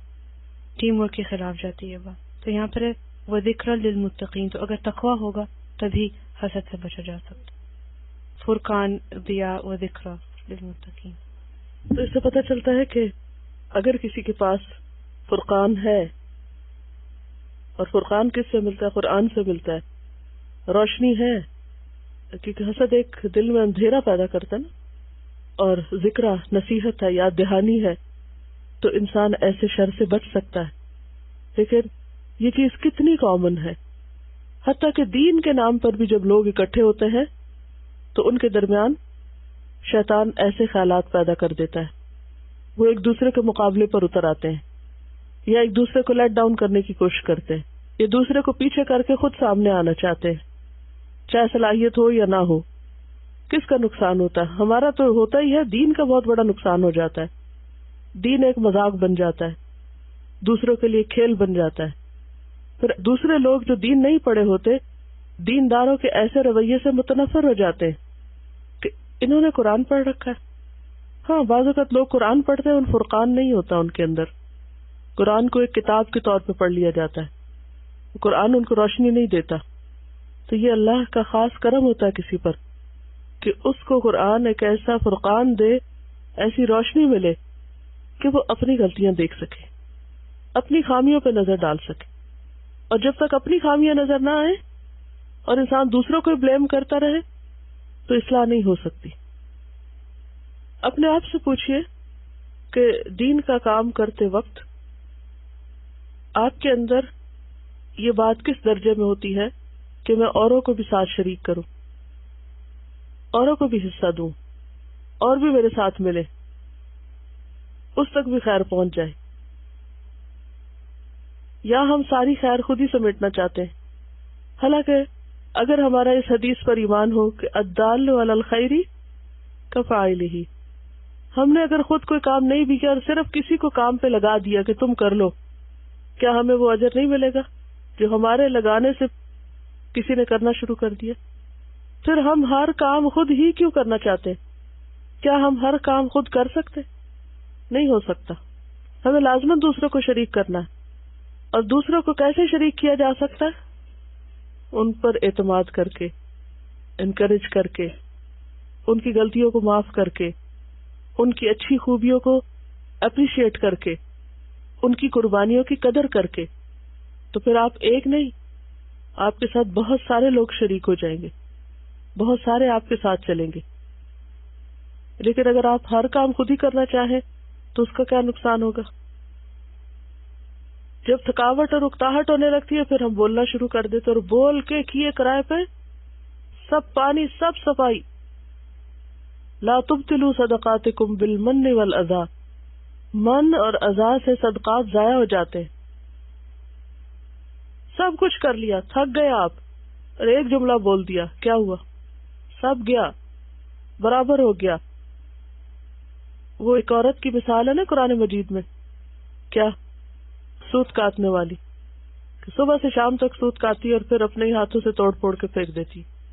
تو اصل خرابی پھر وہی ہے نا، کبر والی، کہ جب آپ اپنے آپ کو دوسروں کے مقابلے میں بڑا بنانا چاہیں، بڑا ثابت کرنا چاہیں، حالانکہ بڑائی وہ ہے جو اللہ کسی کو دے دیتا ہے. اور بڑائی کا راز دو زمانہ نہیں ہے، بڑائی کا راز ہے تواضع. من تواضع للہ رفعہ اللہ، اللہ خود اس کو آگے لے آئے گا، اللہ اس کو خود بڑا کر دے گا. لیکن اگر آپ نے دوسروں کو دھکا دے کے خود آگے آنا چاہا تو نتیجہ کیا ہوگا؟ وہ بھی کھل جائے گا. مل کر کام کرنے کا ایک بڑا فائدہ یہ ہے کہ ہم دوسروں سے سیکھتے بھی ہیں، اور سیکھنے کے بھی دو طریقے. ایک تو یہ ہے کہ دوسرے اگر ہم سے اچھا کر رہے تو ان کا طریقہ ہمیں پتہ چل جاتا ہے. دوسرے کہ اگر ہم میں کوئی غلطی ہے تو دوسرے کے بتانے سے وہ کھلتی ہے. اکیلے تو اپنی غلطی بھی نظر نہیں آتی بعض اوقات انسان کو. کام وہی ہوتا ہے، بعض اوقات ہم ایک مشکل ترین طریقے سے کر رہے ہوتے ہیں، طویل ترین طریقے سے کر رہے ہوتے ہیں، اور دوسرا ہمارے سامنے اس کو تھوڑے سے وقت میں کر دیتا ہے اور ہم اس سے بہتر چیز سیکھ لیتے ہیں. عموماً حاسد جو ہوتا ہے وہ کمپلینٹس بہت کرتا ہے. حاسد کو شکایتیں بہت ہوتی ہیں، بندوں سے بھی ہوتی ہیں اور اللہ سے بھی ہوتی ہیں. مثلاً اللہ سے کیا شکوے ہوتے ہیں؟ ہمیں یہ سب کیوں نہیں ملا جو اوروں کو ملا. ام یحسدون الناس علی ما آتاہم اللہ من فضلہ. لیکن کسی کو حق نہیں کہ وہ اللہ سے کوسچن کرے کہ مجھے فلاں چیز کیوں نہیں دی. یعنی حسد سے آپ کے اپنے اندر ہی ایک بے چینی اور تکلیف اور غم اور دکھ، جلن اور کڑھن، اور اس کا حل اور علاج کسی کے پاس نہیں ہوتا، کسی کے پاس نہیں ہوتا، الا یہ کہ آپ خود فیصلہ کریں کہ آپ کو اس سچویشن سے باہر آنا ہے. اور اگر آپ باہر آنا چاہیں گے تو بہت سے دروازے کھلے ملیں گے آپ کو کہ آپ اپنی اس مصیبت سے باہر نکلیں اور کچھ اور کریں. دنیا میں اتنی اپرچونٹیز ہیں، اتنے امکانات ہیں. عموماً کیا ہوتا ہے کہ حسد میں آپ کسی ایک شخص سے مقابلہ لگا کے بیٹھ جاتے ہیں اور آپ سمجھتے ہیں اگر میں اس سے آگے ریس میں نہ نکلا تو شاید یہ this is the end of the world. حالانکہ آپ اس کو چھوڑ دیں وہاں ریس لگانے کے لیے، اور آپ وہ رستہ چھوڑے، وہ جگہ چھوڑے، وہ کام چھوڑے، اور کسی اور کام میں اپنے آپ کو لگائیں جہاں آپ زیادہ بہتر طور پر کام کر سکیں. پھر اولمپکس میں جب یہ لوگ ریس لگاتے ہیں تو they're just going around and around in a circle. If you were to run that same distance, you'd actually get somewhere. کچھ لوگ زندگی میں صرف گول گول گھومتے رہتے ہیں اور کہیں بھی نہیں پہنچتے، اور وہ کیا سمجھتے ہیں کہ وہ بہت محنت کر رہے ہیں، بہت کام کر رہے ہیں، لیکن وہ ایک وشیس سرکل کے اندر ہی اپنی صلاحیتیں ضائع کر رہے ہوتے ہیں. جو بس آس پاس نظر آتے ہیں انہی سے مقابلے بازی میں لگے رہتے ہیں، حالانکہ کرنے کے کام بہت سے ہوتے ہیں. اگر آپ سمجھتے ہیں کہ ایک شخص آپ کے آگے آپ کا راستہ روک کے کھڑا ہو گیا اور نہیں کرنے دے رہا تو دوسرے راستے پہ چلے جائیں، کچھ اور کر لیں، لیکن اپنے آپ کو جلا کڑھا کے اپنا نقصان نہ کریں. کبھی بھی اپنے آپ کو غم زدہ نہ ہونے دیں، اور نہ ہی اپنے آپ کو کسی ایسی مصیبت میں مبتلا کریں کہ آپ کے لیے نیکی اور خیر کے دروازے بند ہو جائیں. صبر سے کام لیں اور ہمیشہ دیکھیں کہ اس سے نجات کا ذریعہ کیا ہے. وَمَن يَتَّقِ اللَّهَ يَجْعَل لَّهُ مَخْرَجًا، جو اللہ سے ڈرے گا اللہ اس کے لیے دروازہ کھول دے گا. وَيَرْزُقْهُ مِنْ حَيْثُ لَا يَحْتَسِبُ، اور اس کو وہاں سے رزق دے گا جس کا وہ حساب بھی نہیں کر سکتا، گمان بھی نہیں کر سکتا. بہت سے لوگ لوگوں کے رویے سے نالاں ہوتے ہیں، تکلیف میں ہوتے ہیں، اور پھر اسی پہ جلتے کڑتے رہتے ہیں، وہ ساری انرجی وہیں ضائع کر دیتے ہیں. کچھ اور کیجئے اور اپنے آپ کو اس دلدل سے نکالیے، اور یہ فیصلہ آپ کو خود کرنا ہوگا، کوئی اور آپ کے بہاف پہ نہیں کر سکتا. سبحانک اللہم و بحمدک، نشہد ان لا الہ الا انت، نستغفرک و نتوب الیک. السلام علیکم و رحمۃ اللہ وبرکاتہ.